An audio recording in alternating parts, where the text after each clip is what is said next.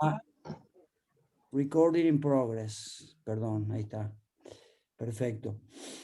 Hoy va a entrar en clase Daniel Trufat, que también, viste, estos tipos son tan generosos que la verdad que no, me cuesta mucho, eh, qué sé yo, sopesar y tienen miles de actividades, que yo que le digo, mirá, una clase de grado para contadores públicos.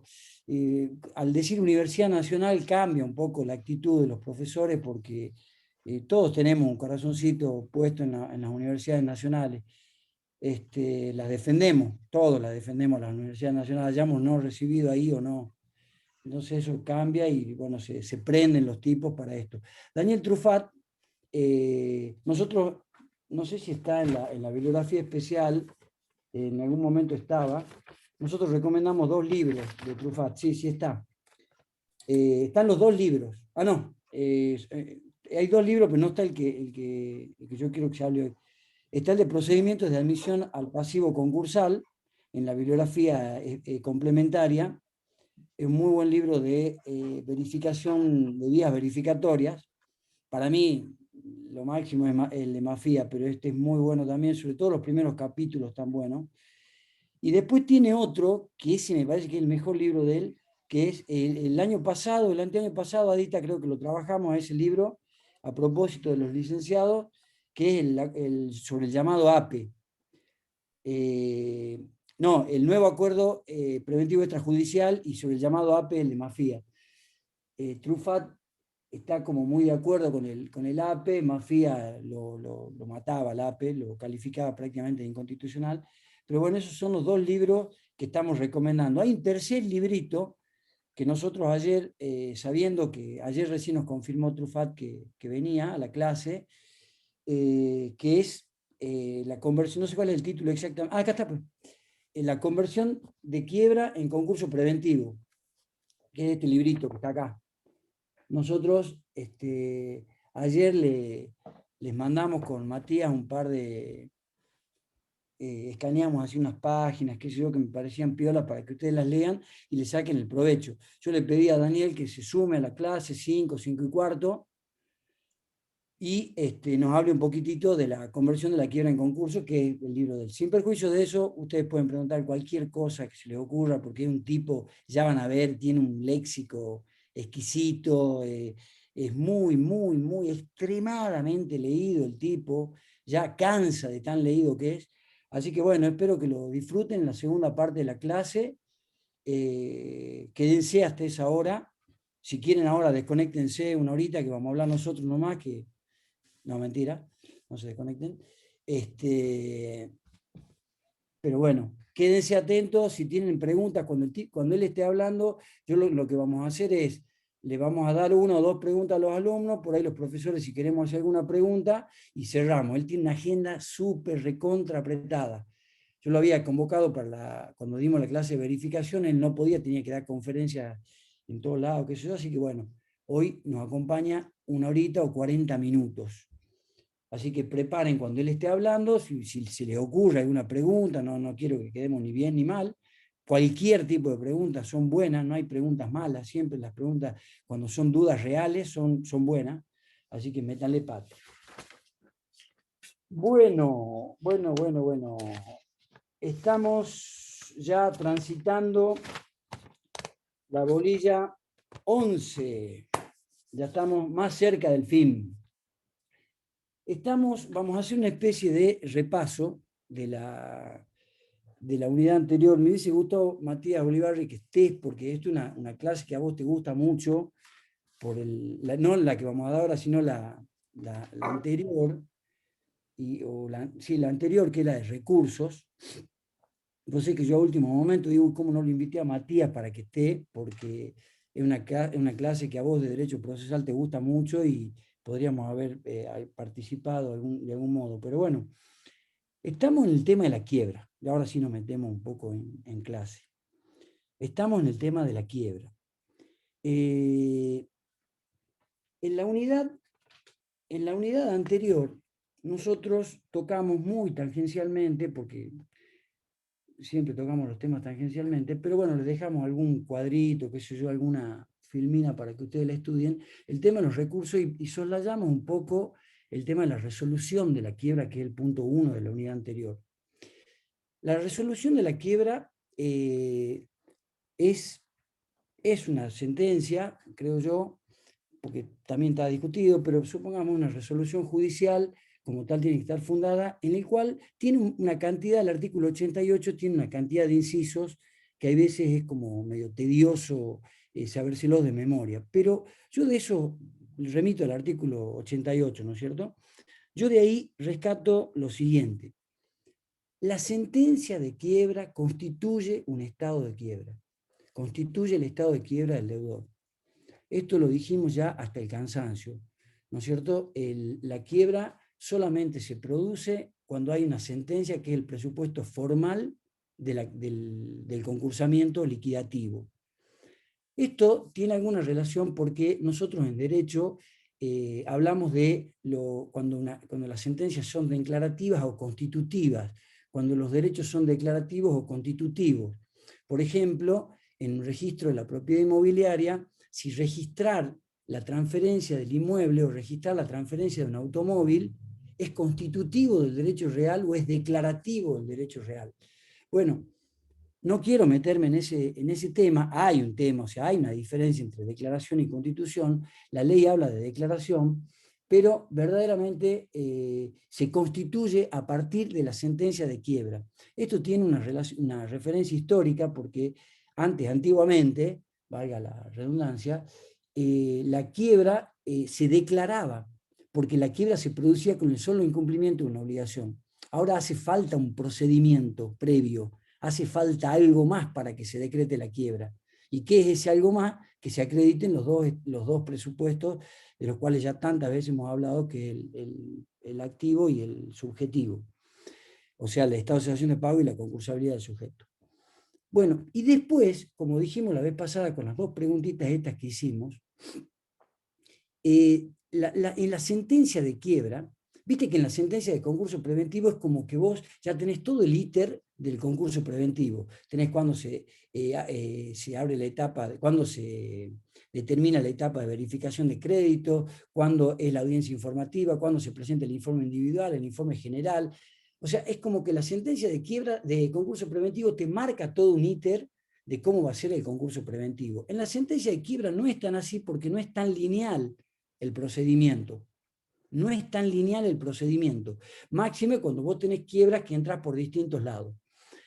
Entonces, en la sentencia de quiebra, lo primero, si yo te digo cuál es lo más importante de la resolución de quiebra, es que constituye un estado de quiebra, tanto del fallido como del socio ilimitadamente responsable. ¿No es cierto? Que sabíamos, ya dijimos la vez pasada, que es una declaración de quiebra de pleno derecho. Y después, para mí, la sentencia de quiebra tiene dos aspectos que son centrales.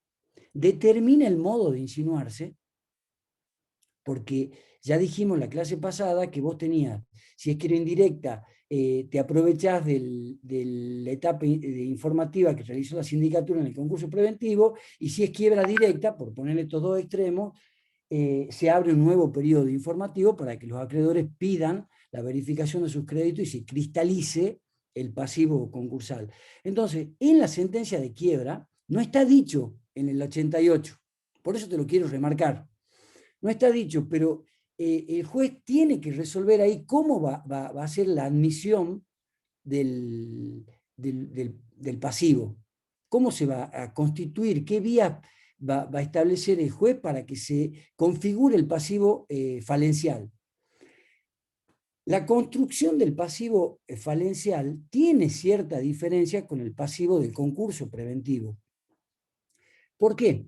Porque en el concurso preventivo a nosotros nos interesaba determinar prima facie o en principio cuál es el pasivo que surgía de la resolución del 36. Como que la energía estaba puesta ahí, en la resolución del 36. ¿Por qué? Porque en virtud del artículo 42, el juez, en la resolución del 42, fija definitivamente las categorías de créditos que van a conformar las mayorías o las distintas categorías de créditos sobre las cuales el deudor, el concursado, tiene que hacer las propuestas concordatarias. Bueno, en la quiebra no está, o sea, con lo cual vos tenías que la verificación tempestiva tenía una determinada importancia y el resto de las vías verificatorias tenían una importancia secundaria porque no participaban del acuerdo preventivo, o sea, no participaban de la conformación de mayoría, pero sí se le aplicaban los efectos del acuerdo que hacía el deudor con la mayoría de acreedores que a la postre el juez homologaba. Entonces, por eso es que la participación de la sindicatura en el concurso preventivo en el informe individual es determinante para la cristalización, para la transparencia de un procedimiento concursal. En cambio, en la quiebra se tiene que determinar el pasivo, pero ya no a efectos de hacer un acuerdo, sino que no importa por qué vía se entre. Importa que el acreedor sea verdaderamente acreedor, porque ya lo vamos a ver ahora, la quiebra tiene una etapa de apertura, determinación del pasivo, liquidación, distribución. Al momento de distribuir, yo tengo que tener en claro a quién tengo que distribuir. Vos tenés que saber quiénes son los acreedores para que me entran los mensajes, no sé qué es. Voy a sacar el WhatsApp vos tenés, perdón, ahí está, ahí vuelvo. Vos tenés que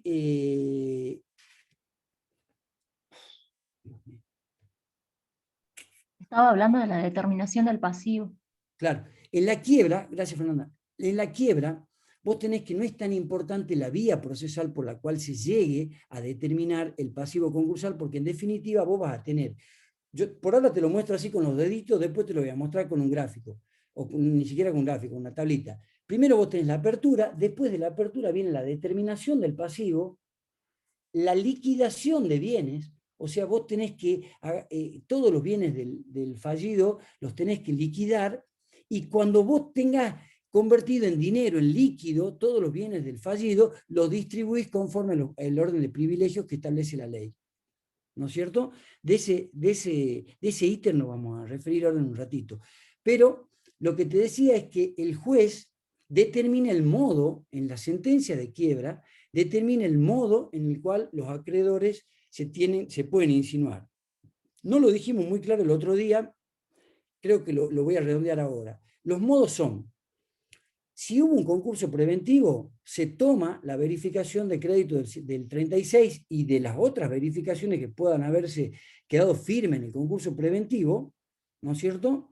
Y se lo actualiza a la fecha de la sentencia de quiebra.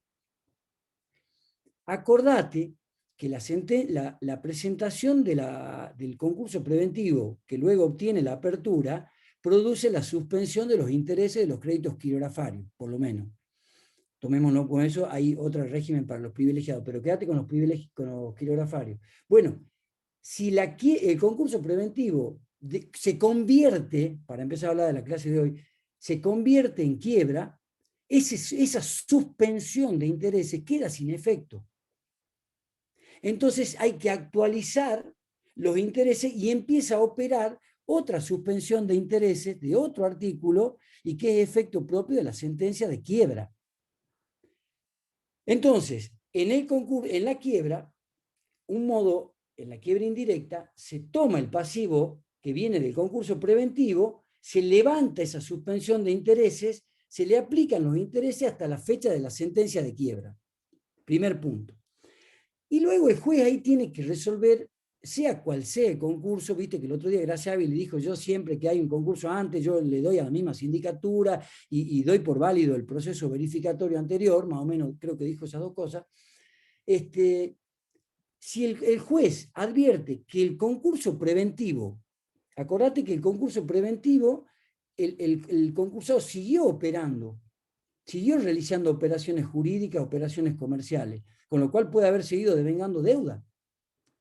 Bueno, entonces, en ese caso, el juez tiene que decidir, de acuerdo a la complejidad del concurso, tiene que definir si no solamente toma el informe, la actualización del informe que hace la sindicatura del artículo 36, sino si además le permite a los acreedores que verifiquen vía incidental.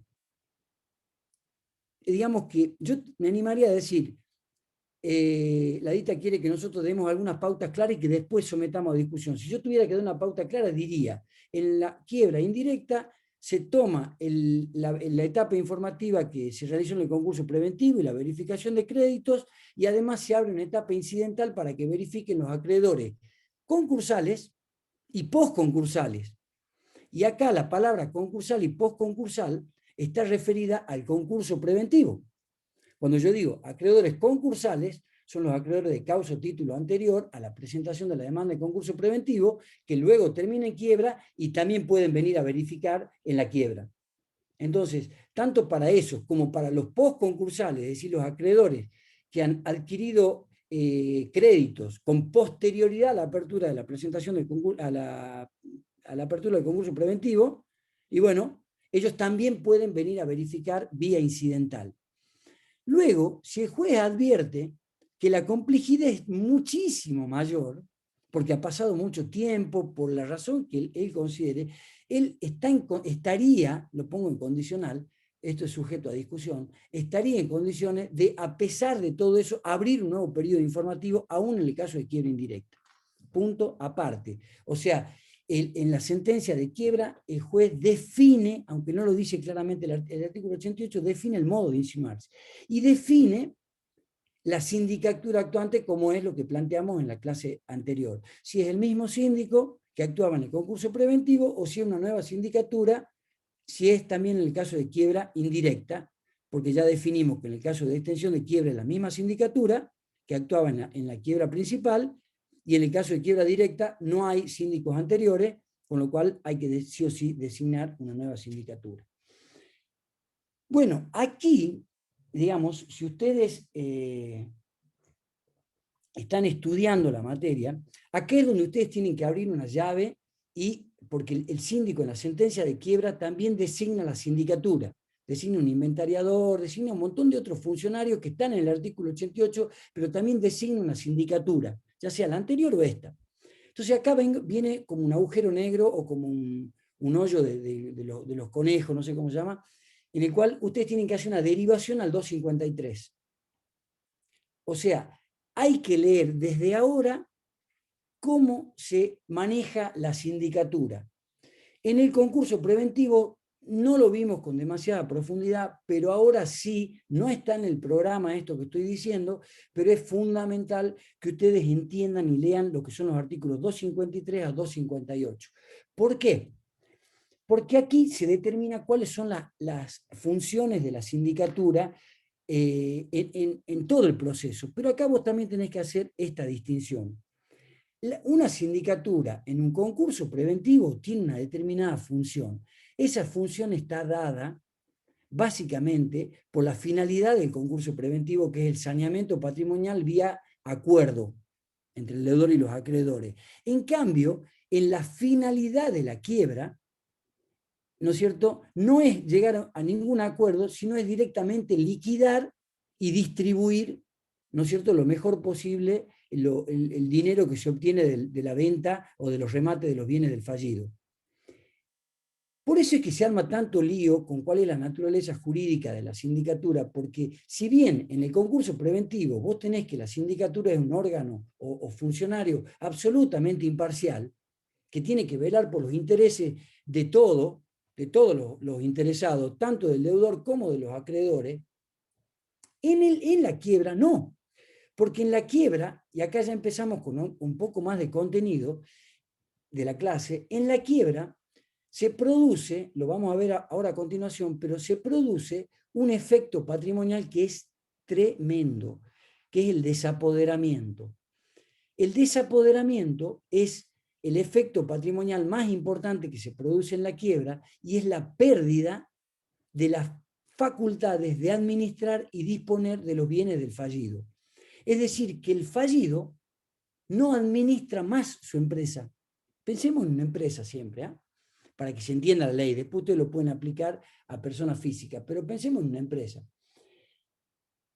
Quiebra la empresa y uno de los incisos del artículo 88, dos de los incisos hacen referencia a que el fallido tiene que entregar todos los bienes y papeles a la sindicatura, y el otro es que están prohibidos los pagos de los acreedores al fallido. Por eso es que se publican edictos, ¿no es cierto? La publicación de edictos del artículo 89, 88, 89, está referida, 189, perdón, está referida justamente a que los acreedores sepan que ya no pueden pagar a este deudor, porque este deudor está fallido y perdió la potestad, la facultad de administrar y de disponer de sus bienes. Al perder la facultad de administrar y disponer, el acreedor que paga al fallido, paga mal. Y nosotros en derecho tenemos un dicho que dice, el que paga mal paga 2 veces. O sea, el acreedor que le paga a un fallido luego de abierto la quiebra, de pleno derecho, tiene que pagar nuevamente a la masa. Después, ¿qué es lo que él hace con la plata que le recibió el fallido? Si lo engañó o no lo engañó, es otra historia. Lo concreto es que él no pagó mal y tiene que paga 2 veces. Entonces, la sindicatura, decía yo, en la quiebra, reemplaza la figura del fallido. Entonces ya no hay una idea tan de parte, de imparcialidad, perdón. Hay una idea de parte. Porque el tipo administra, el tipo o la tipa conserva los bienes del... Ah, esperá. Que a Trufal le dije que me avise por WhatsApp. Si no, no está.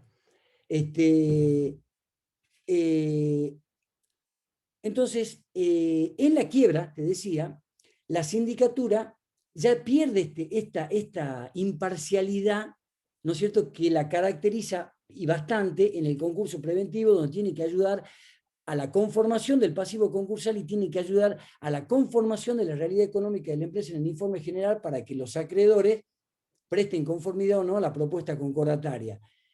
Acá, en la quiebra, el fallido administra, el fallido reemplaza procesalmente al concursado en todos los juicios que el concursado tiene, que el fallido tiene, y de hecho le incauta, que es la materialización del desapoderamiento, es la incautación. Es la forma en cómo se hace efectivo, porque el desapoderamiento es un concepto jurídico, es un concepto abstracto.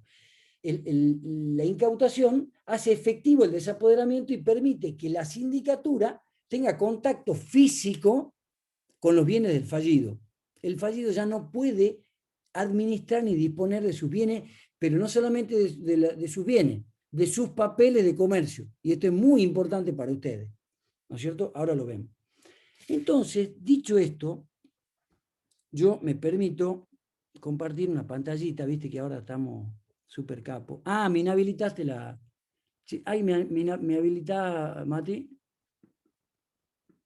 Sí, Pedro, lo que pasa es que yo estoy de anfitrión y no sé cómo se hace para ponerte a ver de coanfitrión. A ver, voy a Sánchez más. Poner, eliminar, no, ese lo dejamos. Convertir en coanfitrión. A ver, A ver si ahí. ahí estoy perfecto. Listo. Bueno, mirá, yo les propongo, les hice esto, ¿viste? Este es muy, muy chiquitito, muy sencillo. También vuelvo a repetir, estas filminas no están pensadas para el apoyo de la exposición, sino que están pensadas para que después ustedes, al momento del estudio, lo tengan presente.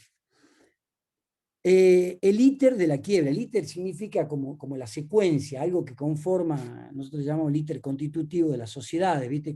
Cómo son todos los pasos para llegar a un resultado. El íter de la quiebra, primeros efectos. Y a mí que siempre me gusta tener como esquematizada el proceso concursal, todos los procesos en realidad. Bueno, acá yo tengo esquematizado, por lo menos así, no es muy estético, pero no importa, las 4 etapas que conforman la quiebra. La apertura, ¿se ve mi mouse? Sí, Sí, profe. bueno, Sí, se ve. la apertura, la etapa de apertura, que esta es la más conflictiva, viste que todavía no podemos salir de esta etapa porque a nadie le gusta estar ahí, a nadie le gusta estar en esta etapa de apertura, a ningún fallido le gusta estar ahí. Entonces es la más conflictiva. Ahora explicamos la numerología que hay abajo.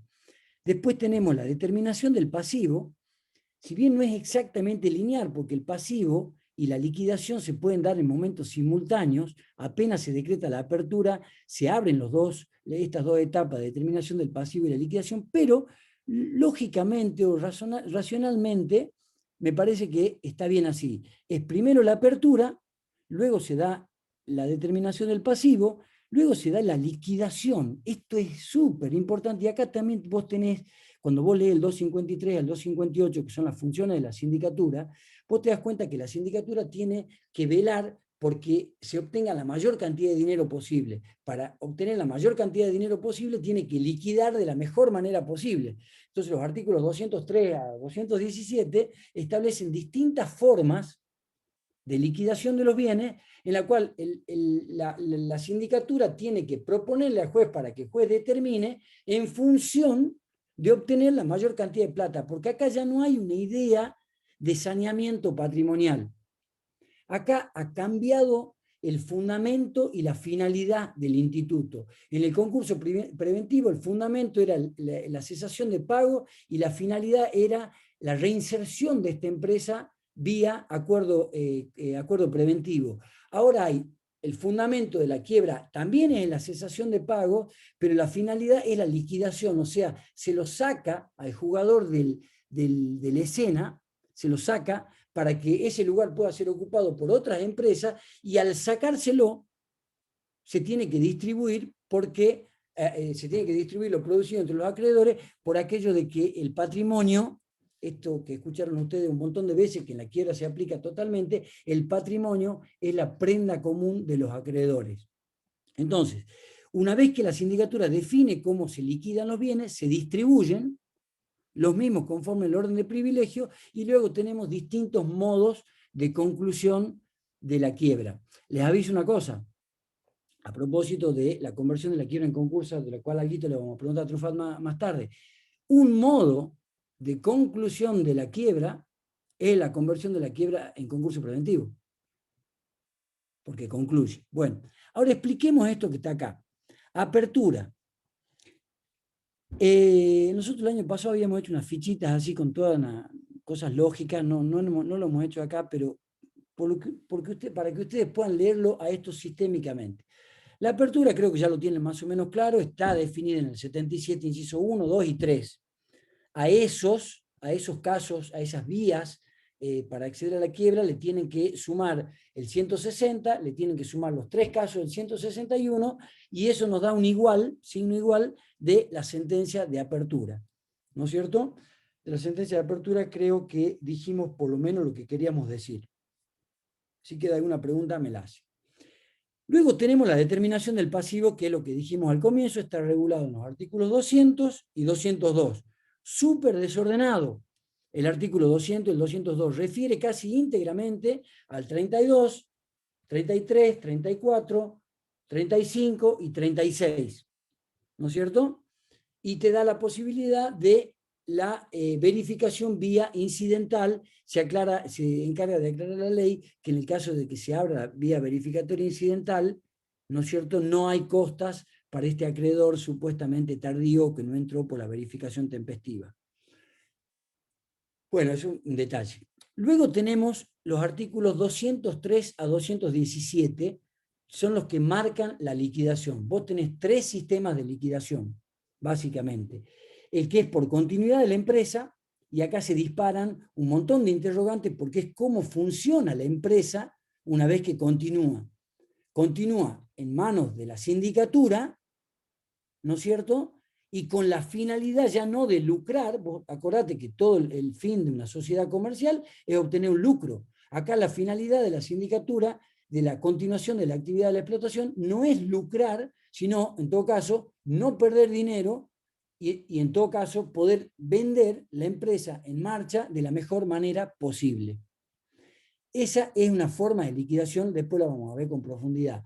Luego tenés la venta de bienes en conjunto, y tenés la venta de bienes singularmente hablando, y luego tenés con subasta pública o con pliego o con venta directa, que son distintos sistemas de venta. En todos los casos, en la liquidación, que después lo vamos a ver por supuesto con un poquito más de detenimiento, en todos los casos la liquidación lo que busca es liquidar, por un lado muy rápido, porque hay un artículo de la ley que no me lo estoy acordando el número, pero que te establece que si vos no liquidás en el tiempo establecido, es causal de remoción de la sindicatura e incluso de juria al juez.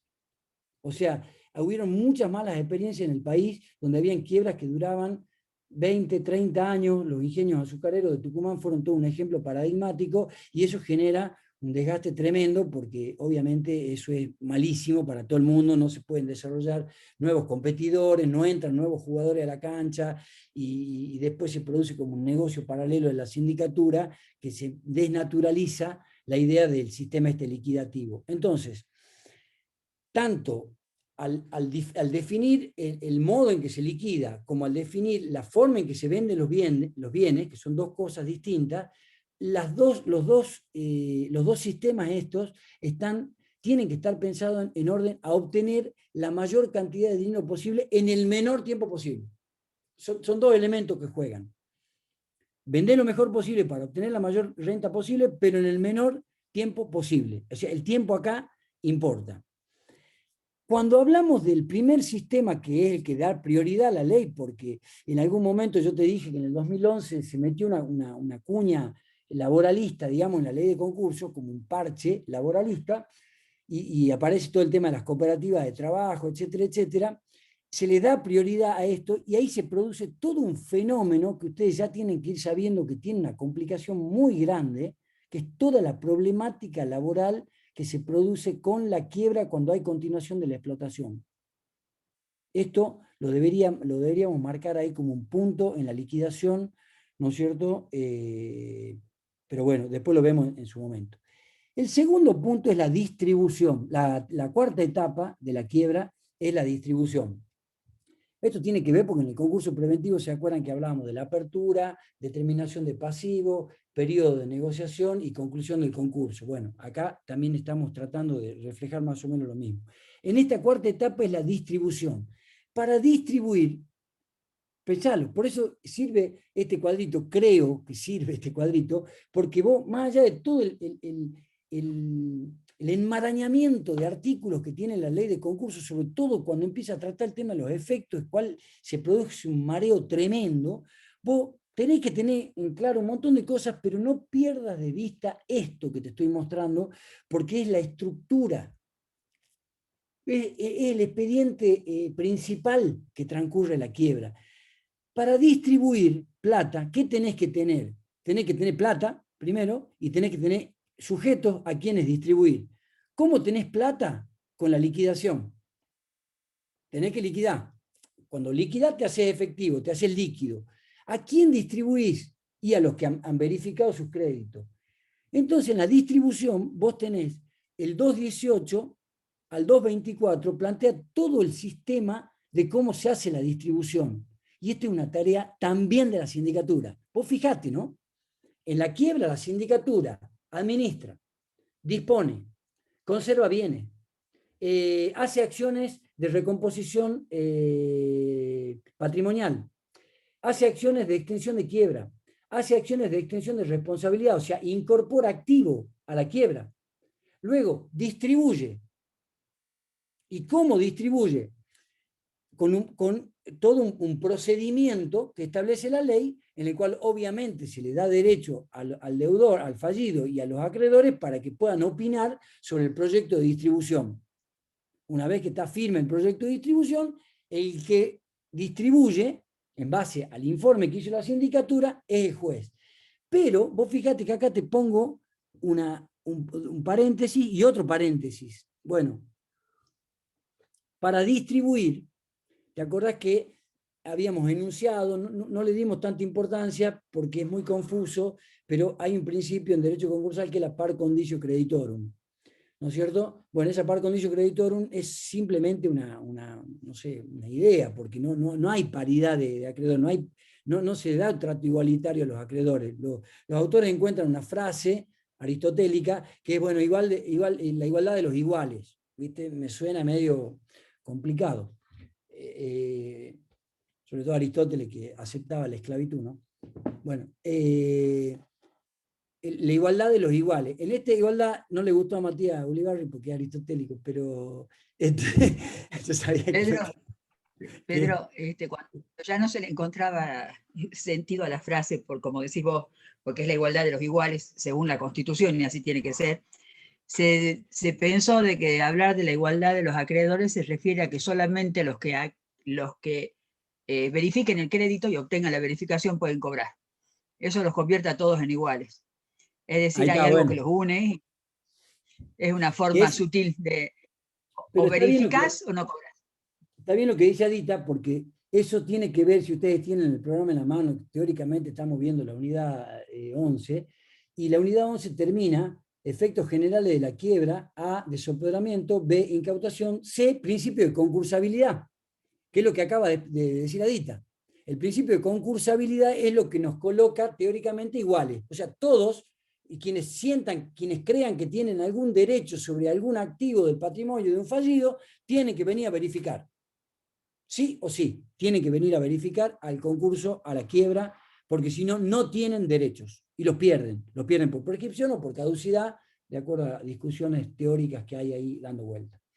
Así que viene a cuento de eso. Pero bueno, en la distribución, yo te pusimos 239 a 250, que es el régimen de privilegios.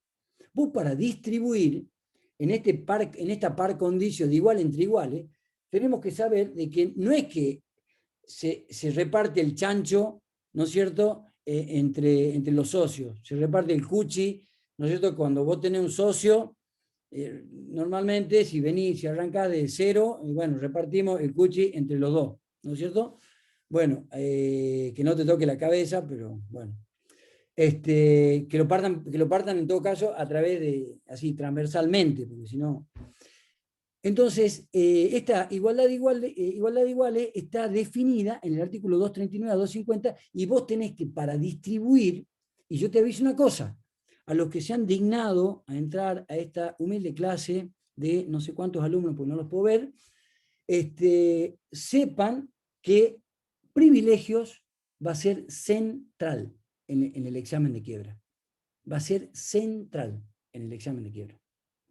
O sea que a los artículos 239 a 250 vos los tenés que manejar y no alcanza con que vos estudies lo que dice la ley, no alcanza para el examen.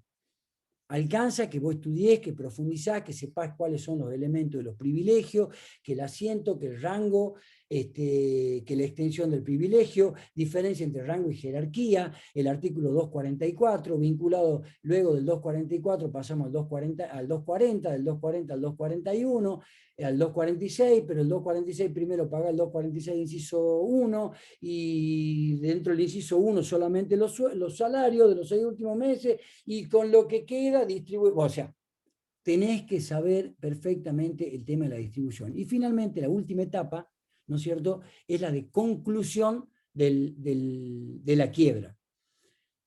Y la quiebra puede concluirse por liquidación y distribución parcial de bienes, que es lo que ocurre en la mayoría de los casos.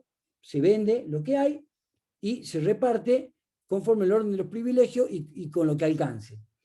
Luego, si no hay plata ni siquiera para pagar, que esto está ocurriendo, y está muy en boga este tema, porque está ocurriendo y mucho en los concursos de los consumidores, porque los consumidores no tienen activos. Entonces, ni siquiera alcanza para pagar los honorarios de la sindicatura, ¿no es cierto? En ese caso, se concluye el concurso y se presume que hay fraude, porque si no hay plata ni siquiera para pagar los honorarios de vengado, los gastos causídicos, se presume que hay fraude, entonces la ley obliga al juez concursal a que remita las actuaciones en sede penal. Estuve hablando hace poco con algunos jueces de acá de Salta y me dijeron que no lo están haciendo. No lo están haciendo porque están perjudicando, sobre todo hay muchos concursamientos, no sé por qué, no me pregunten, pero hay muchos concursamientos de policías, viste, que le ofrecen esas tarjetas de crédito, qué sé yo, y entonces cuando se le manda la cuestión a sede penal, se generan antecedentes y esos antecedentes impiden la carrera del policía, qué sé yo, bueno, algunos jueces no están remitiendo eso, pero bueno, eso es lo que marca la ley y se da mucho en el concurso de los consumidores. Entonces decía, pago parcial, si no hay plata, hay cláusula por falta de activo y remisión a sede penal. Luego hay pago total. Bueno, esto no lo he visto nunca, 228. No lo he visto nunca, que se pague totalmente a todos los acreedores que han verificado sus créditos en el concurso, en la quiebra.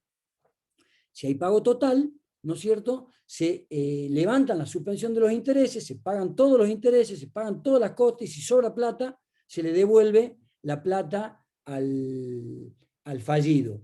Acá la pregunta sería, ¿no?, perdonen el paréntesis, ya sé que no es de ahora de la clase, pero la pregunta que se me acaba es ¿qué pasa?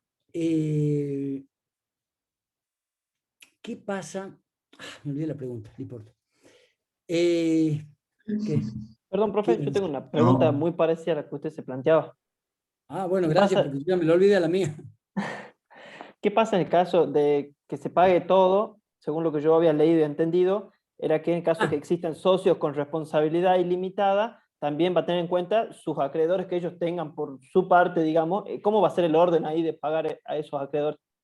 Eso está establecido como, ahí tenés que distinguir. Está muy bien la pregunta, Fede. Ahora sí creo que estás estudiando. Bien. Bien, bien, bien. Ahora sí te veo filoso. Esa es una muy buena pregunta, porque significa que ya la estás viendo bien en profundidad. Bueno, el tiempo lógico, ¿no?, que uno necesita para ponerse en carrera. Eso está respondido cuando vos definís masa única o masa separada. Si hay, no lo dijimos en clase, por eso la pregunta que vos hiciste. Si hay masa separada, vos tenés que la distribución, o sea, esta etapa que está acá, se hace por, para que no sé si es Truffat, ¿no? Si se hace por masa separada, la distribución se hace por concurso. O sea, distribuía al concurso principal y distribuía a los acreedores del socio ilimitadamente responsable, a los que verificaron. Lo que sobra se hace una masa común. Y en esa masa común participan los acreedores tanto de uno como de otro en igualdad de condiciones, y ahí sí hay una paridad absoluta. Ya no entran a jugar los privilegios. Vos pusiste cara, Adita, no sé si dije algo mal o que no te gustó. No, yo me estaba acordando de que estaba pensando y tuve un solo caso de quiebra por pago total. Me estaba acordando de las características de esa quiebra, por eso era. Claro, bueno, se me volvió a olvidar la pregunta que había hecho Fede, me la había hecho acordar. No, de las masas separadas, estabas hablando, dijiste que lo que quedaba del remanente de las, Sí, de lo las que masas queda del separadas. remanente se reparte ahí sí en partes iguales, Exacto. ¿no es cierto? Yo creo que el caso mío, la cara mía era porque el caso mío supongo que se dio porque no tuve esa situación, fue una sociedad anónima, y la sociedad anónima tuvimos la suerte de vender el nombre, que valía mucho, y porque era zona Claro, de... era como Entonces, un bien intangible casi. claro, una cosa que valía una barbaridad, y porque pudimos mantener porque tuvimos un síndico impecable, mantuvimos los bienes en tan perfecta calidad, digamos, situación, que era como si estuviera funcionando y no estaba funcionando. Así que, porque estaba parada, porque no continuó, no hubo continuación de la empresa. Y se pagó absolutamente todo, no quedó una deuda, y pudimos calcular intereses y todo. Pero es el único caso que tuve, y son 33 años, ¿no?, en la Bueno, justicia. ¿Sí? pero ustedes fíjense cuál fue lo único que remarcó la doctora. Dijo, tuvimos una buena sindicatura. Sí. Las buenas sindicaturas, repito lo que ya voy repitiendo, creo que 2 veces a lo largo del curso, son personas de carne y hueso los que están detrás de las sociedades, ¿no es cierto? Y no hay que tampoco prejuzgar. Si el tipo es sinvergüenza, listo, vayan sin piedad. Pero si el tipo no es sinvergüenza, o si ustedes advierten que no hay ilegalidad, se puede hacer y mucho, se puede contribuir mucho. Un buen síndico, como en el caso que planteó Adita, permitió que se vendan los bienes y que se repartan y que todos los acreedores... Ahí está el buen síndico. El buen Y síndico buscó es ese. la forma de venderla el nombre, de vender el nombre comercial, que traía la exención impositiva. Pero también tuvo quiebras chiquitas este síndico, y las hacía rapidísimo para que lo volvieran a sortear. O sea, le ponía el Encima mismo pícaro. interés a uno que a otro, ¿no? Encima Por eso digo pícaro. que fue una sindicatura muy, muy impecable siempre, porque si le tocaba algo chico, listo, lo terminaba rápido, lo hacía rápido, así lo sorteaban de nuevo. No andaba lamentándose, llorando, porque al otro le había tocado uno grande, lo tomaba como lo tiene que tomar un síndico, es un ejemplo de sindicatura, la verdad. No vi otros, ¿no? No vi otros Bien. así.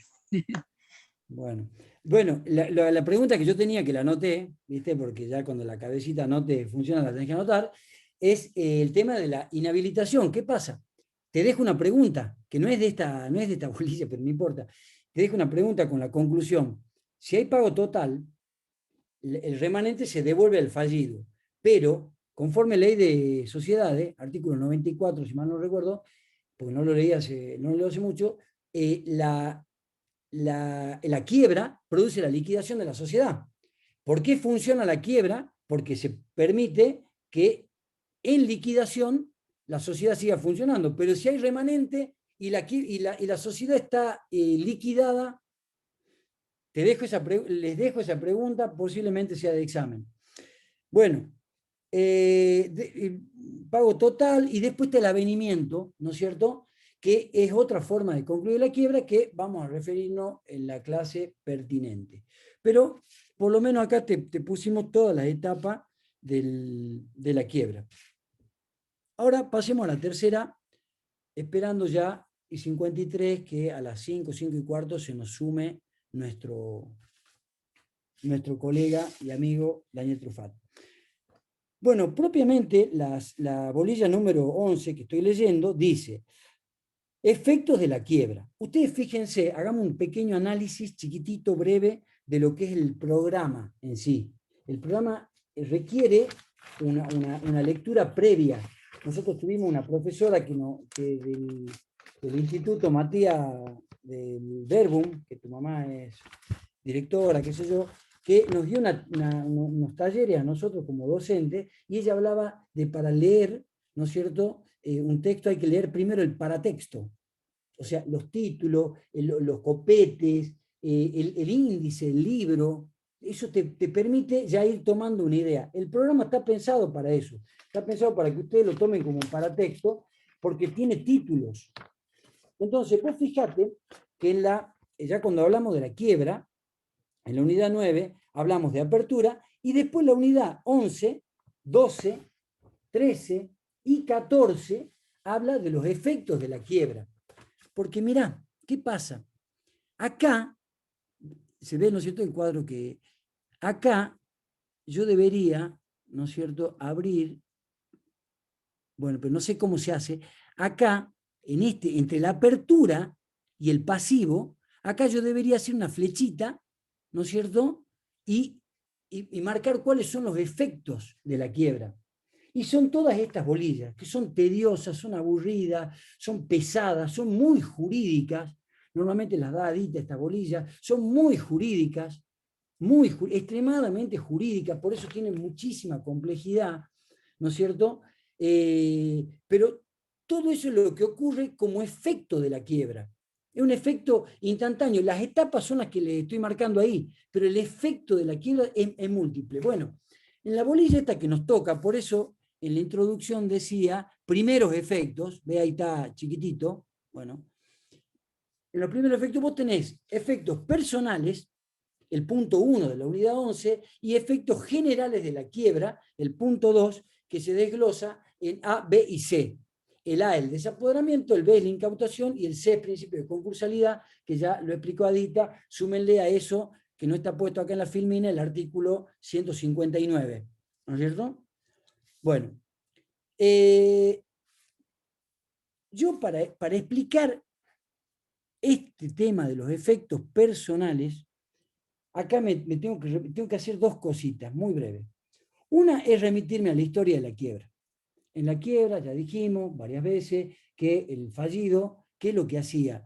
Se reguló este instituto de la quiebra, lo regularon, lo crearon, lo inventaron los propios comerciantes para darle credibilidad al sistema. Entonces, el que incumplía una obligación se lo estaba en quiebra automáticamente, con lo cual se lo torturaba, se lo vejaba, se lo colocaba en la picota, en la piedra del vituperio, una mano atrás, una mano adelante, y todas esas cosas que ustedes vieron en una de las propuestas que hicimos de los formularios Google, ¿no es cierto?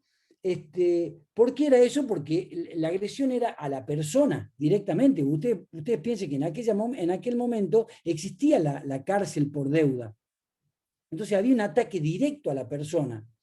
¿Para qué? Para darle credibilidad al sistema. Eso ya no ocurre hace un montón de tiempo. Así como no existe más la esclavitud, por más que algunos por ahí no se enteran, pero ya no existe más la esclavitud, bueno, no existe más la cárcel por deudas. Pero sin embargo, la ley, que es resabio del resabio del resabio, me plantea efectos personales. Hay un autor que dice, bueno, son todos efectos personales porque todos recaen sobre la persona del fallido, ya sea el fallido persona humana o ya sea el administrador o el dueño de las acciones de la sociedad fallida. Está bien. Pero estos son que tienen que ver con la persona, son institutos personales, están vinculados con la persona en cuanto a tal, no en cuanto a su patrimonio. Entonces, ahí se abre una beta histórica para entender estos efectos personales, pero se abre otra beta, y acá te lo vinculo muy rápidamente, con algo que nosotros los abogados lo tenemos más o menos claro, digo más o menos claro porque ahí está clara la primera parte, pero no todo el mundo tiene clara la segunda parte, que es la pirámide jurídica kelseniana. La pirámide jurídica kelseniana, no la vamos a explicar, pero la nombramos, indica que el sistema normativo de un país, de un Estado, el Estado está compuesto por población, territorio y gobierno, el orden legal de un Estado, ¿no es cierto?, tiene que tener una sistematización y una pirámide invertida, en el cual hay una base, que es una norma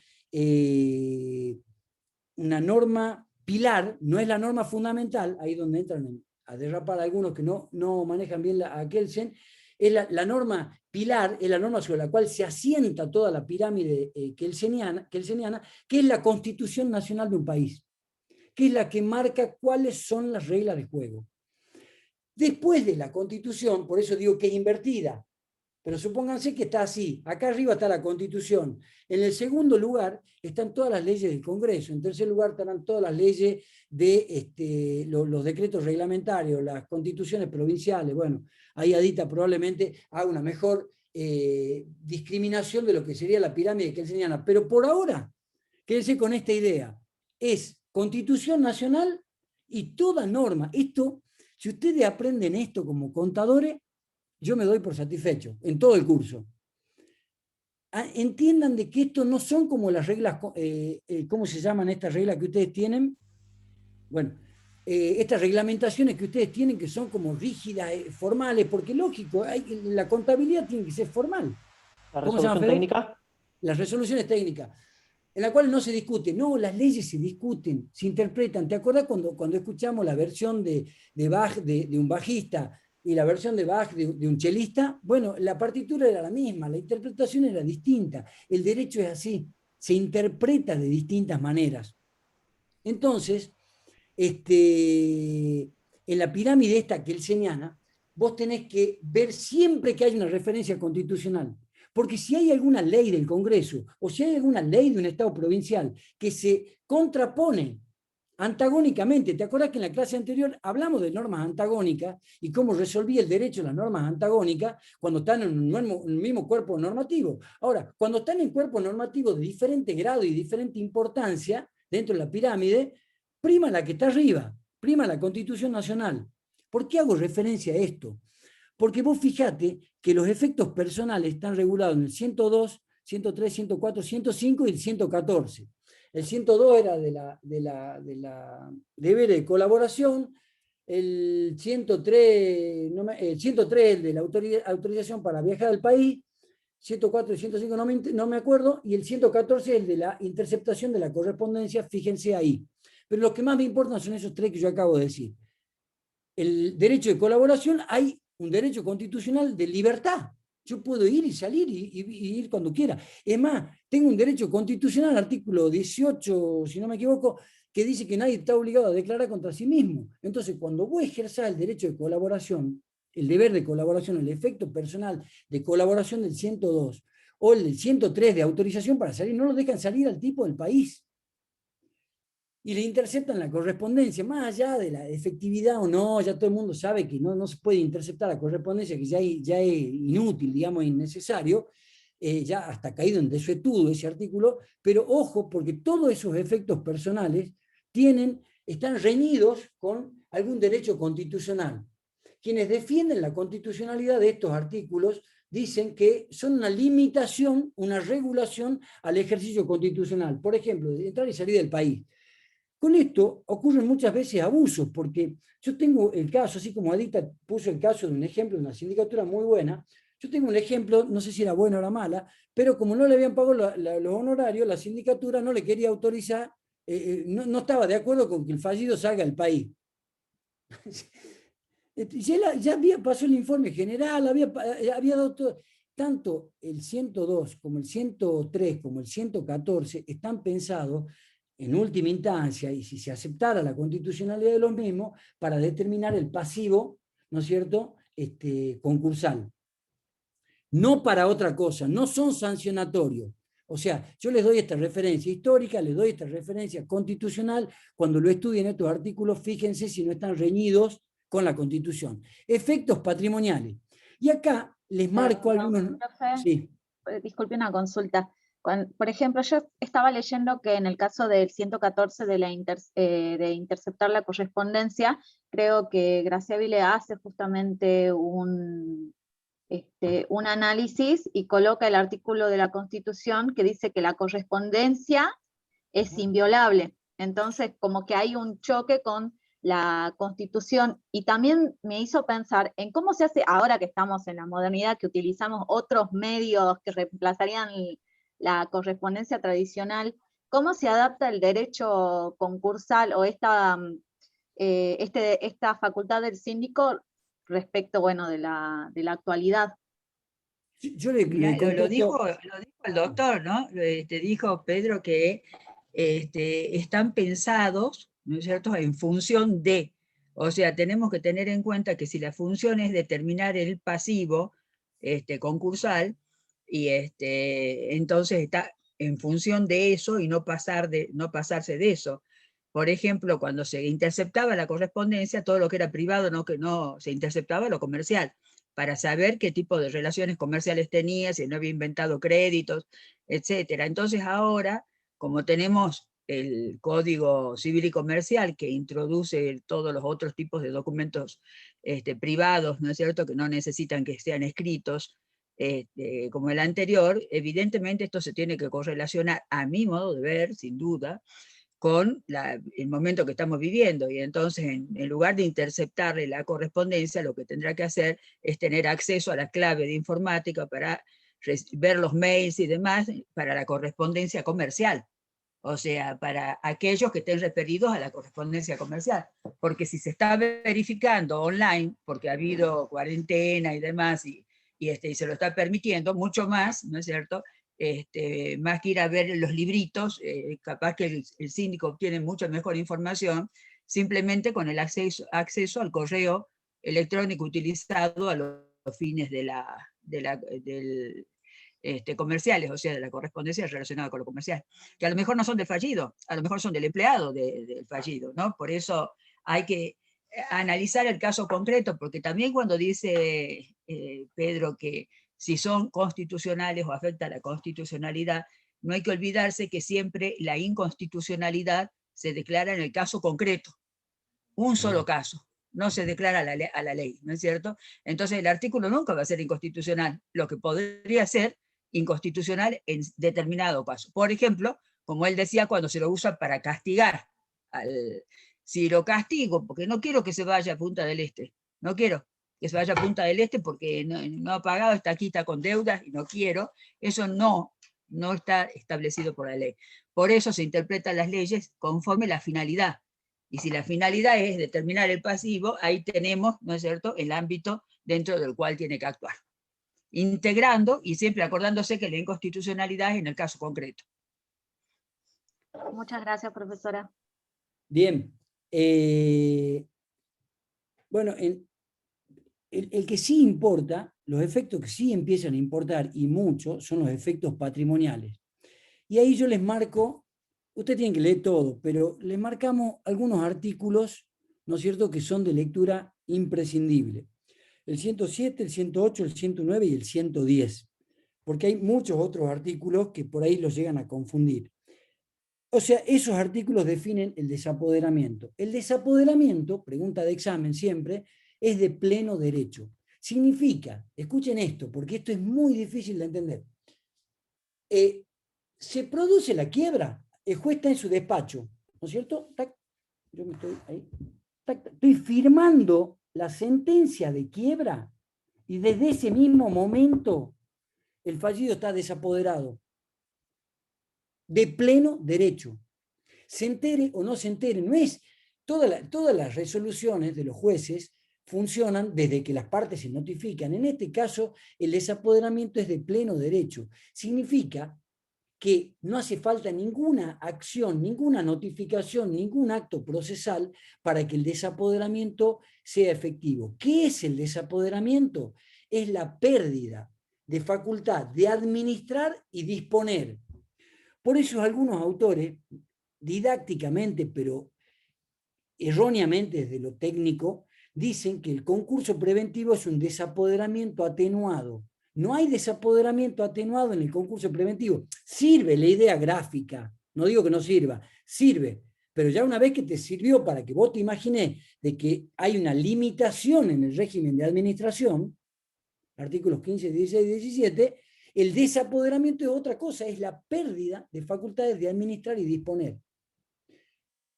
Ese desapoderamiento es de pleno derecho, significa que inmediatamente, concomitantemente con la firma de la sentencia, empieza a operar el desapoderamiento. Y significa, ser de pleno derecho, que los actos que va realizando el fallido, sabiendo o sin saber, porque hay muchos fallidos que pueden no saber que se le han decretado la quiebra. Y ustedes dirán, ¿cómo? Porque no han ido no han sido bien notificados, no han recogido la notificación en el domicilio en el cual funcionaba, no se han defendido. Hay muchísimas situaciones posibles. Bueno, en ese caso, el fallido sigue haciendo operaciones comerciales, pero son todas susceptibles de ser revocadas. Entonces yo puedo hacer retrotraer operaciones que hizo el fallido cuando ya estaba desapoderado, aún sin saber, o sabiendo, no importa, es lo mismo, a través del artículo 118, 119 y 120. Esto no está en la ley tampoco. Entonces, cuando vos tenés un acto que realizó el fallido y que lo realizó luego de estar desapoderado de pleno derecho, la herramienta procesal, el trámite procesal que vos tenés como síndico para hacer venir o retrotraer el acto que salió, el activo que salió ilícitamente del pasivo del fallido, es el 118, 119 y 120. Acciones revocatorias concursal. Luego, el desapoderamiento, después tenés, se extiende a todos los bienes. Esto también es súper importante, sobre todo para la quiebra del consumidor, para los activos que tiene antes de la quiebra y hasta su rehabilitación. Si alguien me ayuda con la ley, que no me acuerdo el número del artículo, el plazo de inhabilitación es de un año, 140 y pico, 240 y pico, bueno, es de un año. El plazo de rehabilitación, de inhabilitación es de un año. Todos los bienes que el fallido adquiera antes de la quiebra y durante la inhabilitación están alcanzados por el desapoderamiento. Pero ojo, porque una vez que vos estás rehabilitado, ya no opera el desapoderamiento. Ya volvés a actuar y los acreedores concursales ya no pueden agredir el patrimonio que vos empezaste a construir o los activos que vos empezaste a construir en tu patrimonio luego de levantada la inhabilitación. Artículo 236, Pedro. Gracias, Mati. Entonces, el 236, que te plantea un año, ¿no es cierto? Ojo, porque hasta ahí está la extensión de los bienes desapoderados. Y luego la ley, en el 108, te marca cuáles son los bienes que están exentos, que no están sujetos al desapoderamiento. Que son los bienes inembargables. Tomate, hay varios, pero vos tomate, quédate como ustedes son contadores y no van a la parte fina, no vamos a hablar del usufructo de los hijos menores o de la administración de los bienes del cónyuge, que son figuras muy jurídicas. Por lo menos quédate con los que bienes inembargables, vos sabés que los bienes de familia son inembargables. Hay un artículo en el nuevo código, que tampoco no sé el número, que habla de la inembargabilidad de la vivienda única. Los sueldos son inembargables, por lo menos con un tope de un 20%, y hay toda una escala que se hace ahí de acuerdo al ingreso que vos tienes. Bueno, todos los bienes inembargables no entran dentro del desapoderamiento, ¿no es cierto? Pero sobre todo, memorizate o entendé que son los bienes inembargables. Tampoco hablé de los derechos no patrimoniales, porque nos metemos ahí en una ensalada que es bastante difícil de salir. Bienes excluidos. Legitimación procesal del fallido es el 110. El 109 no me acuerdo qué era, pero también hay que leerlo. El 110. ¿Por qué te lo marco al 110? Porque vos fijate, cuando nosotros decimos el síndico, en la quiebra, ya no es más imparcial, es totalmente parte. De hecho, reemplaza, hay una sucesión, hablando procesalmente con términos técnicos, hay una sucesión individual de la legitimación procesal del fallido en los juicios que el fallido está actuando, y esa sucesión individual la adquiere la sindicatura. La sindicatura es quien ejerce los derechos de los fallidos. De hecho, tiene obligación de deberes de ir a continuar y a ejecutar los juicios en los cuales el fallido era actor, ¿no es cierto? Porque eso es incorporar más dinero a la masa. Y luego, esto que es todo un concepto abstracto, teórico, el desapoderamiento, ¿cómo se materializa? Se materializa con incautación. Entonces, cuando leíste el 107, 108, 109 y 110, te tenés que ir al 177 y 179, 180, 182 y 185. Te marqué ese número de artículos para que lee todo, por supuesto, pero ahí está lo que es la incautación. Ahí está lo que es la incautación. Vuelvo a verlos. En la incautación, lo que se busca, acordate que vos tenías la apertura, tenías la determinación del pasivo, tenías la liquidación, la distribución y la conclusión. Para liquidar, tenés que tenerlo al bien.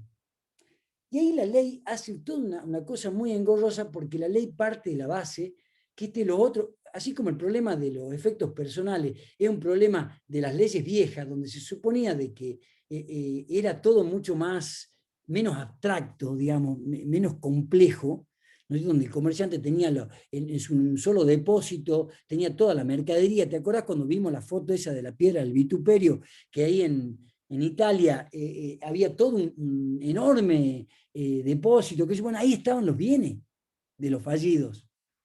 Ahí estaban los bienes, entonces era mucho más fácil el privilegio, ahí nomás el acreedor se hacía del privilegio, el asiento del privilegio era el mismo bien, pumba, chau, se cobraba. Bueno, hay como toda una reminiscencia, ¿no es cierto? Y en la incautación siempre se habla de los bienes materiales. Vos imagínate qué bienes materiales pueden haber en una quiebra, ¿no es cierto? En una quiebra. Son pocos, muy pocos. Por eso es que me parece hasta una ironía, un sarcasmo, no sé qué otro adjetivo más, cuando dicen que el privilegio de los créditos laborales son las materias primas, las mercaderías y las maquinarias que del establecimiento. Imagínate vos, el tipo ya sabe la quiebra, y yo te voy a decir quién nos ilustró el otro día, que recién la acabo de ver, bueno, ahora ya no la estoy viendo, que dijo, yo lo empiezo, si ya vemos que la cosa se empieza a complicar, dijo una alumna, ya empiezo a sacar todos los bienes, y chao, no, ahí están haciendo varios, están haciendo que sí, ¿no es cierto? Pero no le encuentro a la compañera que dijo eso. Bueno, hace un ratito estaba. Entonces, cuando vos lees toda la incautación, hay toda una idea, un background, digamos, de la ley, que la ley piensa de que hay bienes muebles, que hay mercaderías, que hay materias primas, qué sé yo. Entonces la sindicatura tiene que ir, agarrarla, fijarse de contratar un policía para que vea los bienes. Yo te voy a decir un solo ejemplo.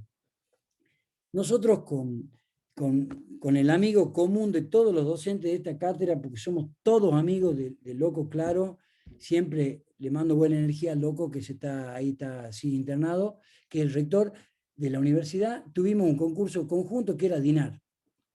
DINAR Líneas Aéreas. ¿Sabés cuáles fueron los bienes de DINAR Líneas Aéreas que se pudieron liquidar? La computadora, una Commodore de no sé cuánto, la sillita, los sillones, los escritorios, el carrito donde llevaban la maleta. Ahora, los inmuebles trataban en fideicomiso, los aviones eran todos leasing. O sea, las maquinarias, las materias primas, las mercaderías, es una cosa que no tiene. Entonces, en la incautación, muchas veces la sindicatura tiene que ir, la misma sentencia de apertura de la quiebra te indica que tenés que tener un inventario, normalmente ese inventario lo hace la propia sindicatura. En la incautación se presume de que hay una relación directa entre la sindicatura y los bienes, y tiene que asegurar de que nadie se afane los bienes. Bueno, la incautación que verdaderamente vale no es física. La incautación, a ver si entra Truffat, no pasa nada. Ahí está Truffat, ¿verdad? Estoy tratando de entrar, Pedrito. Está tratando de entrar. Me dice que es para ingresantes autorizados Autorizalo, Mati. y me pide una contraseña. No, debe ser que tiene que loguearse con su email para que pueda entrar. Así pasa con el Zoom institucional de la facultad. Daniel, dice que te tenés que loguear. Yo también soy medio que no entiendo mucho. ¿Cómo tiene que hacer Matías para que el doctor entre? Con el mail que tenga la cuenta de Zoom, tienen que tener una cuenta de Zoom para que pueda entrar. ¿Vos tenés una cuenta de Zoom ahí en la compu, Daniel? Probá mandándole el link que te mande Pedro. Bueno, ahí desde la dirección de correo electrónico que vos tenés registrada en el Zoom, ahí desde ahí tenés que entrar. Y si no, por WhatsApp es imposible, porque por WhatsApp lo abrí ahí al toque. Ahí te lo pasé para que le reenvíes. Dale. Profe, igual creo que puede poner el link y ahí la contraseña que aparece, sin tener la cuenta. No, yo creo que tiene que tener la cuenta por cuestiones de hackeo que hubo a nivel mundial de resultados de clases. Por cuestiones de seguridad creo que tiene. También puede ingresar directamente con una cuenta de correo electrónico. Cuando abre el Zoom, le dice inicie sesión y que lo asocie directamente al correo electrónico que tenga a mano. Te termino una cosa. El tema de la incautación, antes que entre Truffat, en el tema de la incautación, incautación de bienes inmuebles. La incautación de los bienes inmuebles se hacen con oficios. Ahí está la plata. La plata del fallido está en los bienes inmuebles. Los activos ustedes tienen que tener olfato rápidamente, porque te meten en un berenjenal más o menos, tenés que tener olfato para saber cuáles son los bienes de valía. Ahí los tenés que incautar. Un bien inmueble se incauta trabando el oficio de imposibilidad de disponer de ese bien registral. Bueno, listo. Más o menos hasta ahí terminamos lo que era la clase, creo que llegamos justito, y esperemos a ver que Daniel pueda... Todavía no aparece acá en la sala. Yo sé que él tiene creo que ahora está en su casa, y él tiene una secretaria que le hace todo, y me parece que cuando vos no tenés la secretaria, ¿viste? Pedro, ¿y si le das la clave para que entre a la plataforma, no será más fácil? No, vos le llegás a decir vos me decís una plataforma. Yo la plataforma Moodle, ¿viste? Los chicos me critican porque yo mando todo por WhatsApp, pero hay que ser ingeniero nuclear para entrar a la Bueno, plataforma. y con el link de WhatsApp, ¿no puedo entrar? Se lo mandé, pero no lo está leyendo. Él Ah. quería entrar desde la compu. Y WhatsApp web. A ver, viste que para nosotros ya somos cancheros, ya, viste, ya manejamos WhatsApp web, estamos hechos unos pibes. Claro. Pero no todo el mundo está igual, estos saben mucho, pero... Matías tiene que entrar a su cuenta de Zoom, si no, no lo van a dejar entrar. A ver, les reenvío esto.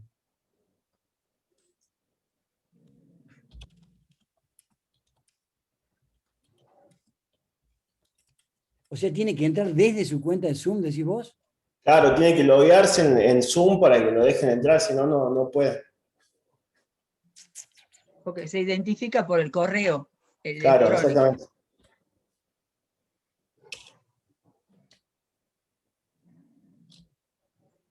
Acá podrían, acá Primer año nos hackearon y ahí va y los videos. Ahí está, pero Ahí Hola, está. ¿Cómo Pedro. estás? Hola, Daniel, Pedrito. ¿Qué tal? Tremendo, me vence la tecnología, me vence, me pone nervioso. yo le decía a los chicos, Daniel está acostumbrado a que tiene una secretaria que le maneja todo y ese es el peligro cuando no, ya después estamos solos ahí frente a la nada. Bueno, De casualidad estaba en casa mi hijo menor que es licenciado en computación. Sin él nunca hubiera entrado. ¿Eh? Esa es la bueno, verdad. muchísimas gracias. Estamos No, por favor. muy agradecidos. Sabemos de todos tus compromisos y de toda lo que has hecho, el esfuerzo que haces para compartir este ratito con nosotros. Así que te agradecemos muchísimo. El agradecido soy yo, Eh, Pedro, es un honor.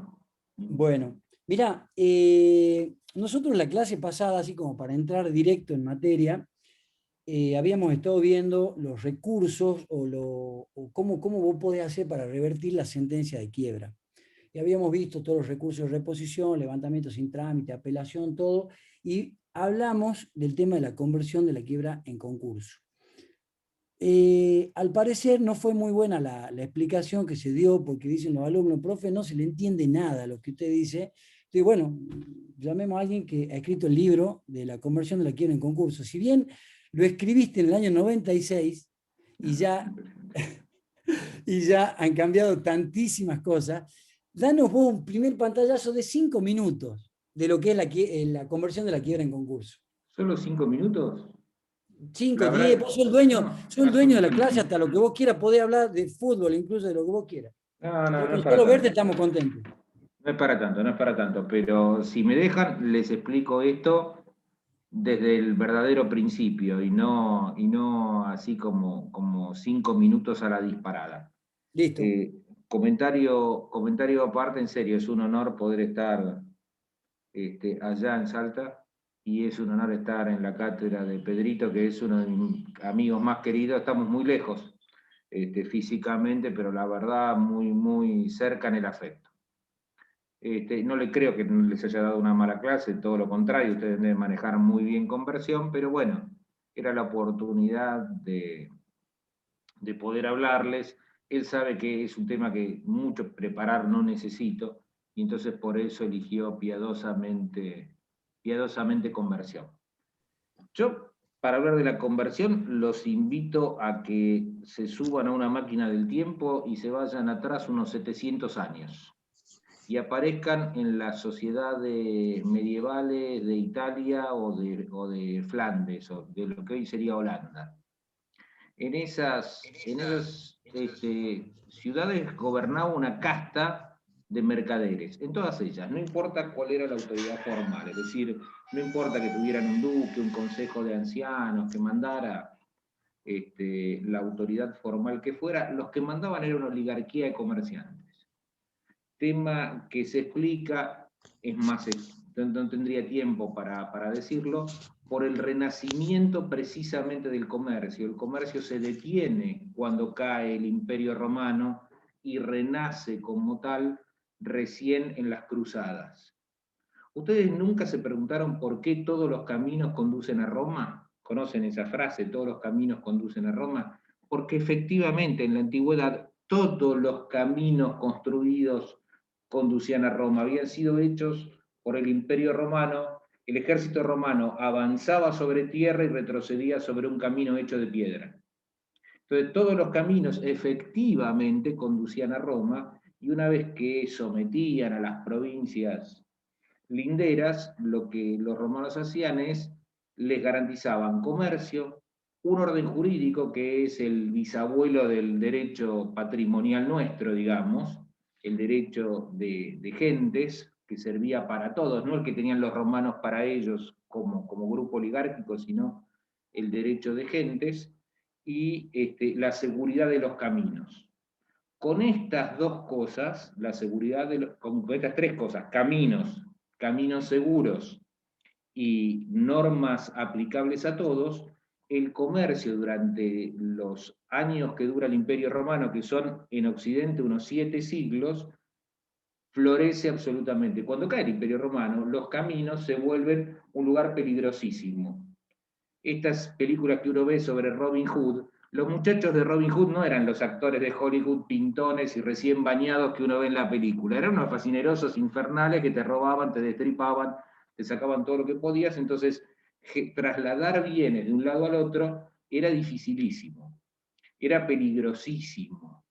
Entonces el comercio en algún punto se retrae durante muchísimo tiempo, igual que la producción, y recién renace con las cruzadas, es decir, cuando Europa retoma contacto con Oriente. Hoy está muy de moda, cuando toma contacto de vuelta con la ruta de seda, que empezaba en China y terminaba en Tierra Santa. Yo no sé si alguno de ustedes vio o se acuerda, no digo que la haya leído, pero vio en el canal Volver El nombre de la rosa, o escucharon alguna vez del nombre de la rosa. En El nombre de la rosa, el personaje de William de Baskerville tiene anteojos, y se lo cede, se llama así, William de Baskerville es el personaje principal, es el cura que investiga, que trata de descubrir los homicidios. Y en el final de la película le regala sus lentes a su discípulo, Atzo, que es el que escribe la historia. En la primera escena del Nombre de la Rosa se lo ve muy viejito Atzo escribiendo la historia con esos lentes. Porque en la Edad Media las cosas se pasaban de generación en generación, la ropa que vos tenías, por ahí venía de padres, abuelos, había que hacerla durar. Y lo mismo los lentes, es decir, es una época sin producción. El cambio, cuando aparecen las cruzadas, es absolutamente revolucionario y necesariamente gesta una casta de gente muy rica, que son los mercaderes. Los mercaderes eran de tontos, no tenían un pelo, y no lo voy a desarrollar porque no voy a tener tiempo, inventan un par de cositas menores como las sociedades, los títulos de crédito, como era muy peligroso mandar bienes, le mandaban una cartita a otro mercader, y con eso solucionaron el tema, y hay alguna discusión de locación, pero digamos que en Flandes, seguro, inventaron los seguros. O sea, fueron la incubadora del derecho mercantil. ¿Qué hace toda casta, toda oligarquía que se precie? Durar, seguir siendo una oligarquía y durar. Esto es lo que te enseña cualquier sociólogo que analice cómo funciona esto. Entonces, el tipo que no cumplía sus obligaciones, no es que solamente caía en incumplimiento, afectaba a toda su casta, a toda su clase, porque los exponían del pueblo. Es decir, todos sus privilegios, que los tenían y vaya si los tenían, se volvían dudosos si aparecía un incumplidor. Esa era una manzana podrida. Entonces, ¿vos qué haces con la manzana podrida? La sacás del cajón antes de que pudra el resto de las manzanas. Eso hacía que en la Edad Media, cuando aparecen todos estos institutos, el derecho concursal fuera básicamente un derecho sancionatorio penal. La gran medida que se tomaba con un deudor quebrado, además de desapoderarlo, era meterlo en la cárcel ducal. Y ojo que en la Edad Media iba preso el comerciante, sus socios, sus hijos, sus trabajadores.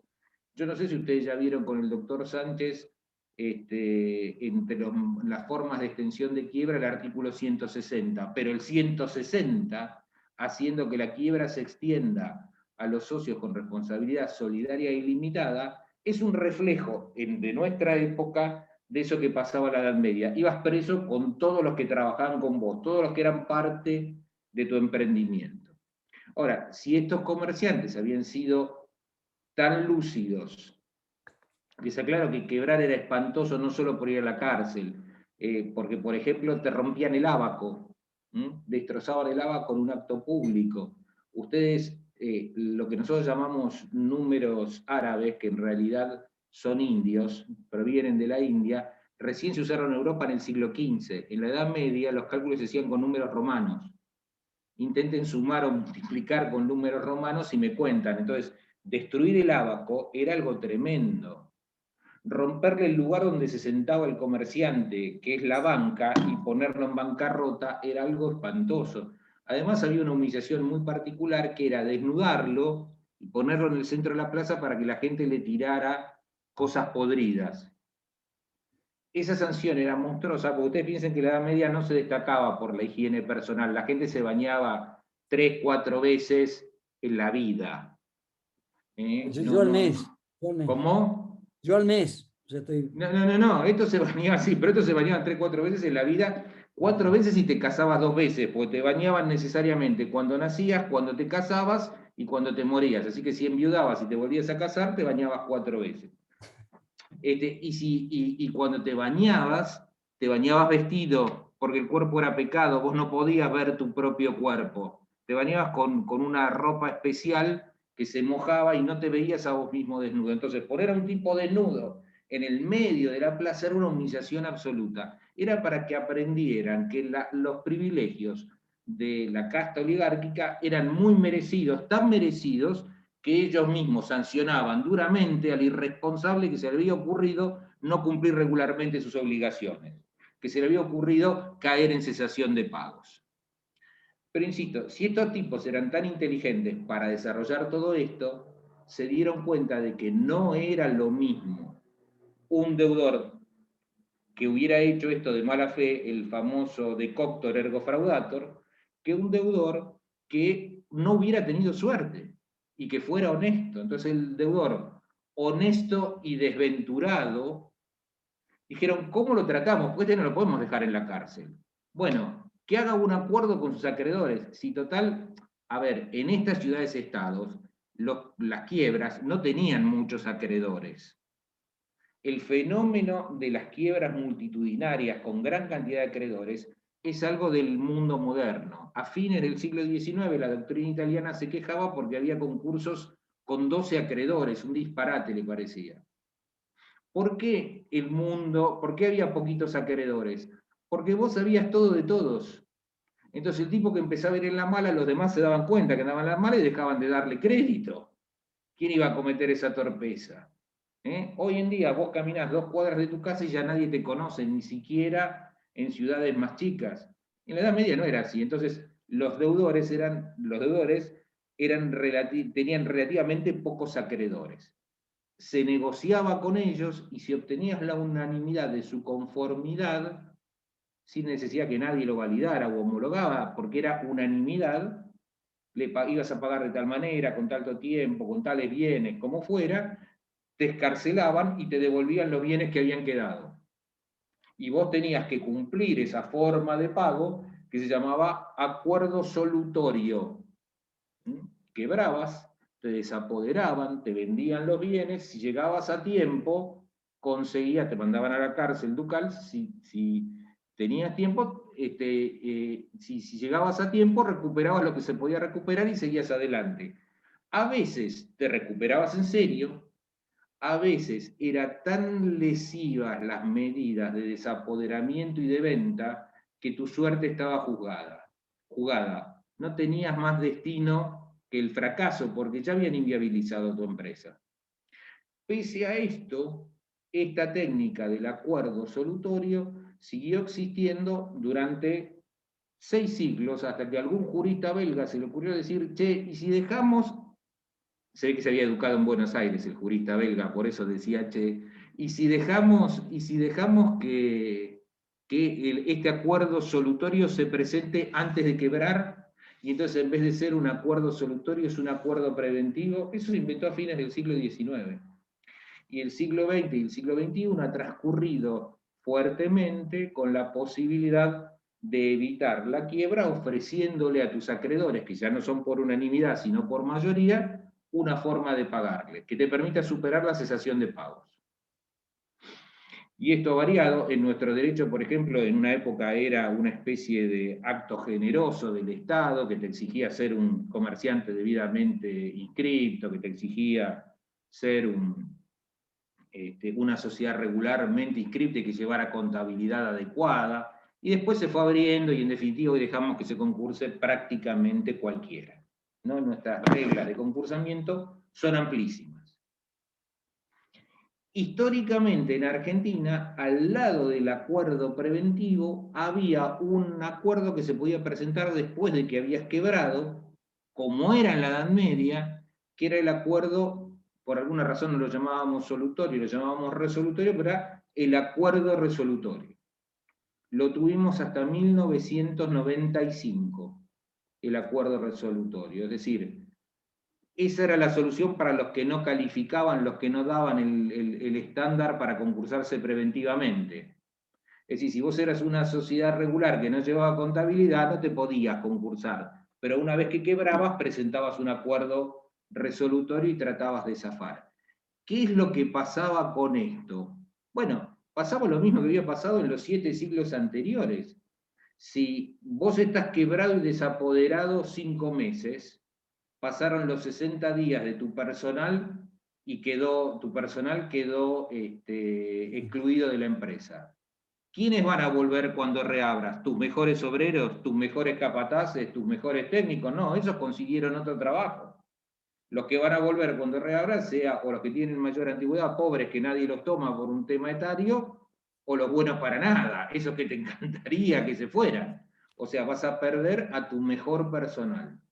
La gente que te compraba, ¿se quedó esperando que resucitaras? ¿Se quedó esperando ver cómo te iba bien con el acuerdo resolutorio? No, salió desesperado a buscar otro proveedor. Necesariamente. La gente que te vendía estoqueó la mercadería o los activos para ver cómo conseguías las mayorías y que el juez te homologara la propuesta de acuerdo resolutorio para salir. No, salió desesperado. Mi perra está de desacuerdo con mi teoría. Es una de mis 2 perras. La otra no, la otra se cayó. Salía desesperado a buscar nuevos clientes. Es decir, ¿qué pasa? El acuerdo resolutorio en el mundo moderno al menos, ya, insisto, ya fracasaba en la Edad Media y había los que se zafaban y había los que no zafaban nada. El acuerdo resolutorio en tiempos modernos es la crónica de una muerte anunciada, como diría Gabriel García Márquez. O sea, no te salvaba, no te servía, era un esfuerzo dantesco que hacíamos para nada. Cuando se dicta la ley 24.522, aparece una figura que nosotros la doctrina argentina no tenía en el radar, que se llama conversión. ¿Qué es la conversión al final del camino? Tiene un nombre raro, está tomado de la doctrina americana. Para los americanos la conversión es cuando vos pasás de un chapter al otro.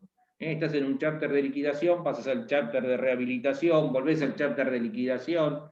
Ellos lo llaman conversión y por eso le pusimos ese nombre. Nosotros siempre entendimos, hasta que apareció esta figura, que la conversión era de formas menos gravosas a formas más gravosas. Es decir, vos podías convertir del concurso preventivo al fracasar en quiebra.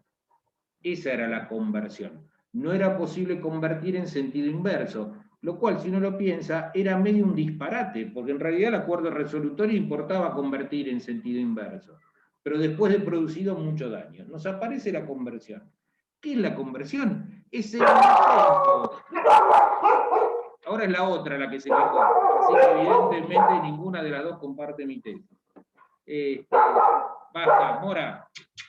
Es el intento de que esta solución preventiva, mal llamada preventiva, porque no se previene lo que ya pasó, pero que esto que se parece al acuerdo preventivo se pueda hacer tan cerca de la quiebra que no hayas alcanzado a destruirte. Es decir, la conversión es como adelantar la posibilidad del resolutorio tanto tiempo que te permita tratar de zafar, porque en el resolutorio, mientras tramitaba el acuerdo resolutorio, vos seguías quebrado. ¿Sí? Ese era el drama. Solo te devolvían tu empresa y la administración de tu empresa y demás cuando te homologaban. 10 meses después, 12 meses después, 18 meses después, no quedaba nada. El resolutorio solamente servía en las empresas donde había continuación de la explotación. Si vos tenías procesos industriales que convenía no detener, tenías clientes y situaciones parecidas, y el juez decretaba continuación de la explotación, ahí podía tener sentido el resolutorio, ¿sí? Pero si no, el resolutorio no servía para nada. Entonces, para evitar ese daño, inventamos esto que se llama la conversión. ¿Qué es la conversión? La conversión es la posibilidad de presentarte en lo que nosotros hoy mal llamamos concurso preventivo, o insisto, no se previene lo que ya pasó, presentarte en concurso preventivo después de haber quebrado. Fíjense que estas cosas de armar las leyes como parches, que cuando nos pusieron el artículo 90 se olvidaron de corregir el artículo 10. El artículo 10 dice que el concurso preventivo puede ser solicitado mientras la quiebra no haya sido declarada. Mentira. El concurso preventivo también puede ser presentado después de que la quiebra haya sido declarada, si sos de aquellos que pueden optar por la solución del artículo 90. La conversión no es nada más que un concurso preventivo que se presenta después de decretada la quiebra. No Daniel, tiene más vueltas que esa, señor. o sea, vos lo que estás diciendo es que has hecho todo un íter, digamos, histórico, en el cual primero se daba la quiebra por las razones que diste, y luego se le daba la posibilidad al fallido a convertir su quiebra a través de un acuerdo resolutorio, que era, de acuerdo 19.551, la posibilidad de que el fallido llegue a un acuerdo con sus acreedores y dejaba sin efecto la quiebra, con la cual convertía. Lo que vos estás diciendo es que la conversión, este instituto, reemplaza de algún modo al acuerdo resolutorio. Absolutamente, lo reemplaza totalmente. ¿Por qué? Porque vos te das cuenta que tenerte desapoderado todo este tiempo era malo. Entonces, tenemos la posibilidad que te presentes en concurso preventivo. Listo. Y en el fondo no es más que eso. Te damos la naturaleza jurídica de la conversión, un concurso preventivo que infringe legalmente el artículo 10. Se puede presentar después de la quiebra. Ese es todo el secreto de la conversión. ¿Quién puede pedir la conversión? Ahí está. El deudor que se encuentra en las condiciones del artículo 5. ¿Por qué? Porque el artículo 5 es el que dice quiénes pueden concursarse. Entonces, los que no pueden concursarse no pueden pedir la conversión. Tan simple como eso. Es decir, los bancos, las entidades aseguradoras, en una época cuando existían las ART, no se pueden concursar, no pueden pedir la conversión. ¿Quiénes pueden? Los que están en las condiciones del artículo 5. La ley no está muy bien redactada porque dice además las condiciones temporales, pero empecemos primero por el sujeto de este instituto. El sujeto de este instituto es aquel que quebrado integra la nómina del artículo 5. El artículo 5 te remite al artículo 2. O sea, las personas de existencia real, las personas jurídicas, las que tengan al Estado como socio, etcétera, etcétera. La redacción del artículo 90 es uno de los varios artículos que ustedes pueden disfrutar y aprender para el día que sean legisladores en el Congreso de la República o en el Congreso de la provincia de Salta, para aprender cómo no legislar. Hay que ser burro con ganas para legislar del modo que está legislado el artículo 90. Fíjense, el artículo 90 nos dice, ¿quién puede? Ah, sí, claro. Después nos dice, ¿quién también puede? Y después nos dice, ¿quiénes no pueden? No se legisla así, de ninguna manera. La forma de legislar es, pueden todos estos, y haces una nómina de exclusiones, o sea, abrís, puede todo el mundo, salvo los excluidos, o lo regulás al revés, no puede nadie, salvo los habilitados. Esta es la forma técnica de determinar quién es el sujeto de los institutos. No este mamarracho donde, bueno, pueden estos, caramba, estos también pueden, los del 160 también pueden. Pueden entonces, los que están en el artículo 5. ¿Cómo? Remitir a número, además remite a número de artículos. Bueno, presupone, María Rosa, que tenés que saber manejarte con esto, pero lo que es ridículo es quienes se encuentran en tal situación pueden y también pueden estos. No, la regla es, pueden todos excepto los que excluyo. Y punto, ¿cuál es la historia? Pero no lo hizo así, el legislador hizo un mamarratito, ojo, esto al lado del 48 bis, no sé si lo vieron con el doctor Sánchez, supongo que sí. Esto es el abuelo de Heidi. O es Lassie atada con calmantes, además, comparada con el 48 bis. El 48 bis compite con el artículo 10 de la 25.563 como el artículo peor redactado de la historia de la República, ¿sí? No debe haber otro peor, no debe haber. Pero este podrían haberlo escrito bien y lo escribieron mal. Entonces nos dicen quiénes pueden, los que se pueden concursar, quiénes también pueden, los quebrados en los términos del 160, y después nos dice quiénes no pueden. ¿Quiénes no pueden? No puede solicitar la conversión el deudor cuya quiebra se hubiera decretado por incumplimiento de un acuerdo preventivo. Y chocolate por la noticia, ya tuviste tu oportunidad de concursarte. Fracasaste, no podés volver a concursar. No pueden, estando en trámite un concurso preventivo, y sí, el que está tratando de llegar a una propuesta concordataria y no obtiene las mayorías y quiebra, tampoco puede, porque también tuvo su chance.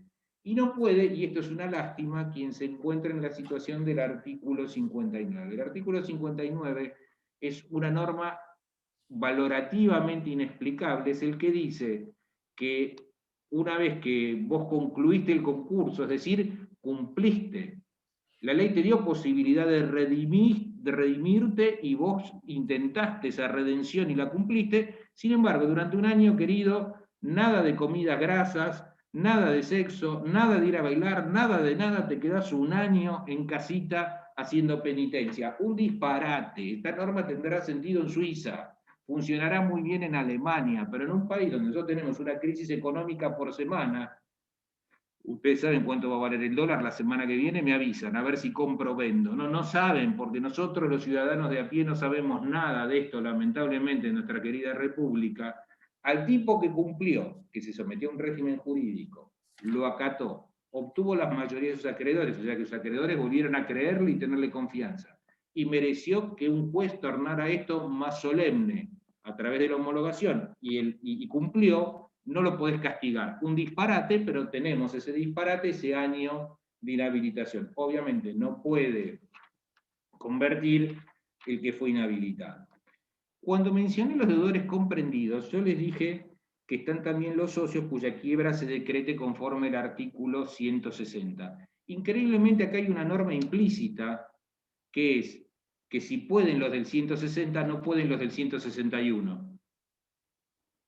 La del 160 no es una quiebra sanción, es por haber adoptado voluntariamente una cierta condición. La del 161, el socio tirano, el que desvía el interés social, esos no pueden. No está escrito, pero hay un excluido más de aquellos que se mencionan. Y hay un detalle trascendente del 160, que es un problema que yo solo se los cuento y no tengo posibilidad de tratar de solucionárselos, lo discuten en todo caso después con el doctor Sánchez, ¿qué es esto? ¿Por quién se pide conversión? ¿Por quién se puede pedir conversión? Por uno mismo, nada más. Con lo cual, el quebrado en los términos del 160 puede llegar a pedir su conversión, pero no la de su principal. Y que tengas el disparate de una empresa quebrada cuyo socio solidario y administrador está convertido en concurso preventivo, con lo cual tornás en nada la previsión legal de la responsabilidad solidaria ilimitada. Hay una derogación implícita de una norma inderogable de la ley de sociedades, pero la hay. Mucho nos peleamos cuando salió este artículo entre los que decíamos, como digo yo, que puede convertir el que pidió su propia quiebra, porque la ley no lo excluye, y los que decían que no. Esto fue la principal batalla sobre la conversión. No, porque el que pidió su propia quiebra está abusando al convertir, y puede ser, pero la ley dijo que podía hacerlo. Se olvidó de prohibírselo. En Estados Unidos se puede hacer, que es el modelo del que tomaron esto. ¿Por qué no habríamos de hacerlo? Bueno, como siempre pasa en la vida, la gente se mata entre dos posturas jurídicas y cuando pasa el tiempo terminás encontrando una solución intermedia. Porque los que decían que si vos pedís tu propia quiebra no podés convertir, hoy dicen, si vos pedís tu quiebra no podés convertir, salvo que des explicaciones que demuestren que en realidad no lo hiciste abusivamente. Y los que decíamos, si vos pedís tu quiebra podés convertir, salvo que se note que estás abusando de la figura y que sos un pillo, con lo cual en los hechos nos acercamos, aunque estemos muy lejos en los conceptos. ¿Cuál es el efecto del pedido de conversión? Presentado el pedido de conversión, se tiene por desistido el recurso de reposición, estos que vieron con el doctor Sánchez, y no impide la continuación del planteo de incompetencia, y además, obviamente, parecería que no se suspende la quiebra, no se suspende para nada la quiebra sigue su suerte. Pero ustedes se acuerdan, el otro día vieron con el doctor Sánchez, que cuando vos intentás un recurso de reposición, el juez tiene que parar la liquidación y solo liquidar los bienes perecederos. Entonces, si te meten un recurso, un planteo de conversión, un juez prudente debería hacer lo mismo. Seguir adelante con la quiebra, pero no liquidar ningún bien, salvo los perecederos. Otra vez decir, bueno, pero no dura tanto, doctor Turpat, no sea exagerado, porque esto se puede hacer entre los 10 días contados a partir de la última publicación de dictos a que se refiere el artículo 89, o sea que hay 10 días. ¿Están seguros que hay 10 días? Porque si ustedes leen el artículo 89 van a ver que la publicación de dictos se hace entre las 24 horas de dictado el auto en la jurisdicción donde tramite el concurso, pero también hay que hacer publicaciones en todos los lugares donde el deudor tuviera establecimientos, ese segundo párrafo del 89. Con lo cual, te puede llevar meses el plazo para intentar conversión. Dios sabrá cómo llegás destrozado, hecho puré, te pareces al antiguo recurso de reposición, pero la verdad es que la ley no está diciendo que son 10 días, son 10 días contados a partir de la última publicación de los adictos que se refiere al 89, y es muy claro que el 89 tiene las dos publicaciones. La ley seguramente debería decir lo que dice en el caso del concurso de garantes, en el artículo 68, donde los 30 días se cuentan a partir de la última publicación de dictos por ante la sede del mismo juzgado. Claro. Pero no dice eso acá, en el 90, esto lo dice en el 68, o sea que a contrario sensu, es muy claro que es en todas las sedes, porque cuando el legislador quiso decir que era en la sede del mismo juzgado, expresamente lo dijo. ¿Cómo convertís? Te estás presentando un concurso, tenés que llevar un concurso preventivo. Tan simple como eso. Es como me presento un concurso preventivo por conversión. ¿Y el juez qué hace? ¿Te abre el concurso o no te abre el concurso? Exactamente igual que en una presentación tempestiva. La diferencia es que si el juez te abre el concurso, deja sin efecto la quiebra anterior. Y acá la doctrina se mata. Yo estoy más solo que Adán en el Día de la Madre, en este punto, porque todo el mundo dice, bueno, deja sin efecto, pero si a los pocos días vuelve a caer en quiebra, o al poco tiempo cae en quiebra, porque si no sería un abuso. No, sorry. Si la ley dice deja sin efecto, significa deja sin efecto. Esto, un jurista muy famoso que Pedro y yo conocimos y quisimos mucho, que se llamaba Osvaldo Mafía, lo llamó la repristinación. La repristinación es un mito griego. La diosa Afrodita, o Venus, si prefieren, entre los romanos, estaba fuertísima, pero no era tan natural la cosa. En esa época no había botox ni tratamientos por el estilo, pero la pícara de Afrodita se iba a una fuente mágica que estaba en Pafos, donde ella se sumergía y salía repristinada. Salía espectacular, con todos los músculos bien, con la piel bárbara, con ese lomo impecable que enloquecía a los griegos. Dios sabrá cómo era el gusto griego, pero bueno, consecuentemente, Mafía usa la metáfora de la repristinación. Así como está redactada la ley, prevé la repristinación. ¿Esto se presta al abuso? Claro que se presta al abuso. Yo pido mi propia quiebra para una subasta, a los 3 días convierto, al convertir no cumplo, la dejo que quiebre, gané meses para hacer mamarrachos, entonces, y hay algo peor. Si dejé sin efecto la quiebra anterior, dejé sin efecto la fecha que te hace computar 2 años para atrás en las acciones de recomposición patrimonial. Eso no lo había pensado, muy bueno, claro. Es un tema muy delicado ese. Ahora, ¿sabes con quién se planteó, Pedro? Con el fideicomiso. Hay un par de fallos en Capital que te dicen no hay periodo de sospecha en el fideicomiso porque la remisión no les alcanza a los jueces, entonces no tengo los 2 años de retroacción. Claro, claro. Tenés que hacer una revocatoria común y corriente. Ahora, el juez hace lugar, más allá de esta discusión, a la conversión y decreta el concurso. En el camino se vendieron bienes, porque eran perecederos, o quedaron afuera los empleados.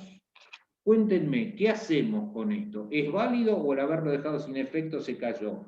Obviamente es válido, porque hay que construirlo por analogía con las normas que vieron con el doctor Sánchez el otro día. Si cuando yo interpongo un recurso de reposición, dice el artículo 98, tengo que tolerar los actos legalmente realizados por el síndico y la resolución producida de los contratos en curso de ejecución, esto en el caso de la revocatoria, parece que por una interpretación analógica, y la primera analogía de la ley es siempre intraley. ¿Vieron cuando uno dice, voy a buscar una norma de analogía? No buscas la norma más parecida. Primero tenés que buscar la analogía adentro de la propia ley. Lo dice expresamente Ruillón. Si vos tenés una cierta solución para la revocatoria, es muy válido que la uses para la conversión. Las conversiones estuvieron muy de moda en alguna época, y como todas las novedades, después perdieron interés y empezó a ser menos. Pero la tenemos. A veces puede aparecer un cliente eventualmente mal asesorado, que se dejó decretar una quiebra que no debería haber dejado asesorar, o que tenía una contabilidad tan enrevesada, tan mal los papeles, que no tenía forma de llegar dentro de los 5 días. Bueno, para eso le sirve el instituto. Fue un poco más que 5 minutos, te quedan 5 minutos para terminar tu clase, Pedrito, y yo no lo jorobo más. No, al contrario, un lujo, un placer. Escúchame, vos lo nombraste Mafía. Sí. Resulta que Mafía te prologó el libro. Sí. Y dice Mafía, a esta altura de los tiempos pensamos que el concurso preventivo de un quebrado es lisa y llanamente una contradictio in adjecto. Es una contradicción del adjetivo y del sustantivo. Y escuchá eso lo que dice de vos ahora Mafía, ¿no? Quiero saber si es verdad o no. Dice, no lo dice con esas mismas palabras Truffat, pero que lo piensa, lo piensa. Lo piensa. Sí, sí. ¿Eh? Bueno, por eso yo enseño en la primera clase que doy siempre de quiebras que el nombre concurso preventivo es un disparate. Era el nombre lógico cuando necesariamente lo usabas para prevenir una quiebra, pero hoy, que vos por conversión, concurso preventivo por conversión, lo haces después, es un disparate. Tenía razón el maestro Mafía. Era muy pícaro Osvaldo en esas cosas. Y la última. Vos decís acá que si es admisible la coexistencia de la quiebra del fallido principal y el concurso del dependiente. ¿Encontraste esa respuesta? Porque acá decís todavía no la encontré. Te la repito. Sí, dice, sí. Vos mismo decís, ¿no es cierto? Ya en tu aclaración es necesaria cuando vos no es que le contestás, pero Mafía te da un contexto. Le aclaro que el doctor Truffat era el pollo de Mafía, y todos ustedes saben que para mí Mafía es el Maradona del derecho concursal, y creo que para Daniel también. Sí. Maradona, Messi, Todo junto. Di Stéfano, podés buscar a todos los grandes de la historia, que casualmente eran argentinos. Hay un brazuca por ahí, un tal Pelé, pero no pierdan mucho tiempo pensando en él. Vos lo mencionaste recién, pero vos acá decís, esto no, tengo en situación de duda. ¿Es admisible la coexistencia de la quiebra del fallido principal y el concursado del dependiente? Por imperio de la ley es admisible, pero a ver, miren, el otro día me hicieron una pregunta para el Congreso de Bahía Blanca, que supongo que el doctor Sánchez los invitó a hacer ponencias, y que hay para alumnos, y la verdad es buenísimo que participen. Me preguntaba un colega, dice, yo sostengo toda una teoría que en realidad sostiene que defiende que es posible tocar el crédito de los acreedores, porque la alternativa es la imposibilidad de pago, y la imposibilidad de pago extingue la obligación. Y entonces me decía este colega, pero hoy el Código Civil y Comercial no dice eso, porque enfatiza mucho más que es la imposibilidad de pago del deudor de buena fe que no hubiera dado motivo a esa imposibilidad. Entonces, ¿seguís pensando lo mismo o no pensás lo mismo? Y mi razonamiento es, en los términos formales de la ley no puedo pensar lo mismo, porque la legislación me condena, que es lo mismo que acá. En los términos formales de la ley tengo que decir que es posible, porque la legislación lo dice. Ahora, en la realidad, ¿por qué le imponemos quitas y esperas a los acreedores? ¿Por qué los acreedores se avienen a que les impongan quitas y esperas? Porque la alternativa es no cobrar nada. O sea, no estará el viejo artículo del Código Civil que la imposibilidad de pago es una de las causales de extinción de las obligaciones. Está la realidad. Si vos no lo ayudás a salir, no vas a cobrar nada. No, tiene muchos bienes que se van a llevar los trabajadores y el fisco, o los acreedores con privilegios especiales. Entonces, a veces la realidad y el formato legal no se llevan tan bien. Entonces, a tu pregunta digo lo mismo, Pedro. Creo que por imperio de la ley debería contestar, es posible. Por imperio de la realidad es un disparate. Es un disparate. Viene totalmente en contra de un principio general del derecho societario. No sé, es mi Bien. opinión. Bueno, Daniel, así, muchísimas gracias. Tu tiempo en es serio. genial. Te agradecemos un montón. Te mandamos un abrazo gigante. Y bueno, nada más que palabras de agradecimiento. Ya son las... No sé por qué no se cortó sola la transmisión, pero hay veces nos la cortan. Así que te mandamos un beso enorme. Bueno, Gracias. muchas gracias. Ustedes piensen que esto es muy jorobado, porque, o sea, es muy cómodo, pero es muy jorobado. Porque en otra época Pedro me decía esto, yo me iba en un avión, me atendían bien en Salta, me instalaban en un hotel divino, me llevaban a comer a lugares bárbaros. Hacía lo mismo que ahora, con un poco más de esfuerzo de ir, pero la retribución en un buen momento era muy intenso. Chau. Hasta luego. Chao, ahí los chicos están mandándolos muchas gracias en el chat por todos lados. Bueno, un gracias que inusitado. gusto. Espero que ahora sí se haya entendido lo que es la conversión de la quiebra en concurso. Sí, por ahí Y se les mando... mezcló del todo. Chao, Pedrito. Chao. Chao, Chicos. gracias. Bueno, ahí se desconectó Daniel. Un lujo. ¿Viste lo que es, no? ¿Vieron lo que es, no? Ya sé que ustedes se tienen que ir y todos ya nos tenemos que ir, pero un lujo. El tipo es exquisito, maneja un lenguaje extraordinario. Así que bueno, me alegro. ¿Algo más, Adita? Sabe una banda, dice todo lado, Diego. Sí, más que una banda. El Borges, Espléndido. Escúchame, si vos le decías al tipo en clase, el Borges, el derecho concursal, ¿sabes qué? Se meaba el tipo porque él ama a Borges, que vos le digas eso, Neruda un Me porón, di ¿no? cuenta, profesor, ¿Qué? yo también estudio lengua y literatura, ahora ya sigo pronto.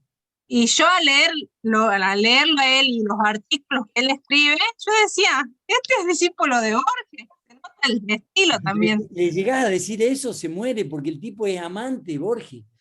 Es así como un enloquecido de Borges. Así que bueno, ya le voy a decir yo que vos le tiraste esa. Bueno, yo solo le dejo una reflexión. Todo hermoso, pues realmente excelencia para explicarlo y demás. Como una reflexión final para mí, no importa las contradicciones de la ley, las hay, no importa cómo se redactó, un solo quebrado que pueda convertirse o transformarse, que sería la palabra real, más que convertirse en un concurso y evitar la quiebra, para mí es suficiente. El instituto, la finalidad de la ley es lo que pretende, y más allá de los errores que pueda haber, lo apoyo al instituto porque apoyo la finalidad que pretende. Bien. Sí, hoy en día ya no están discutidas casi. Pero bueno, nos vemos. Los profes han estado todos prácticamente. El Pata no pudo estar porque justo estaba en clase de licenciado, pero después los demás estuvimos todos. Así que bueno, otra linda jornada. Me voy contento al fin de semana. Nos vemos, les mando besos, abrazos a todos. Chau. Aquí deberíamos poner una musiquita linda, pero no la tenemos a mano, así que chau.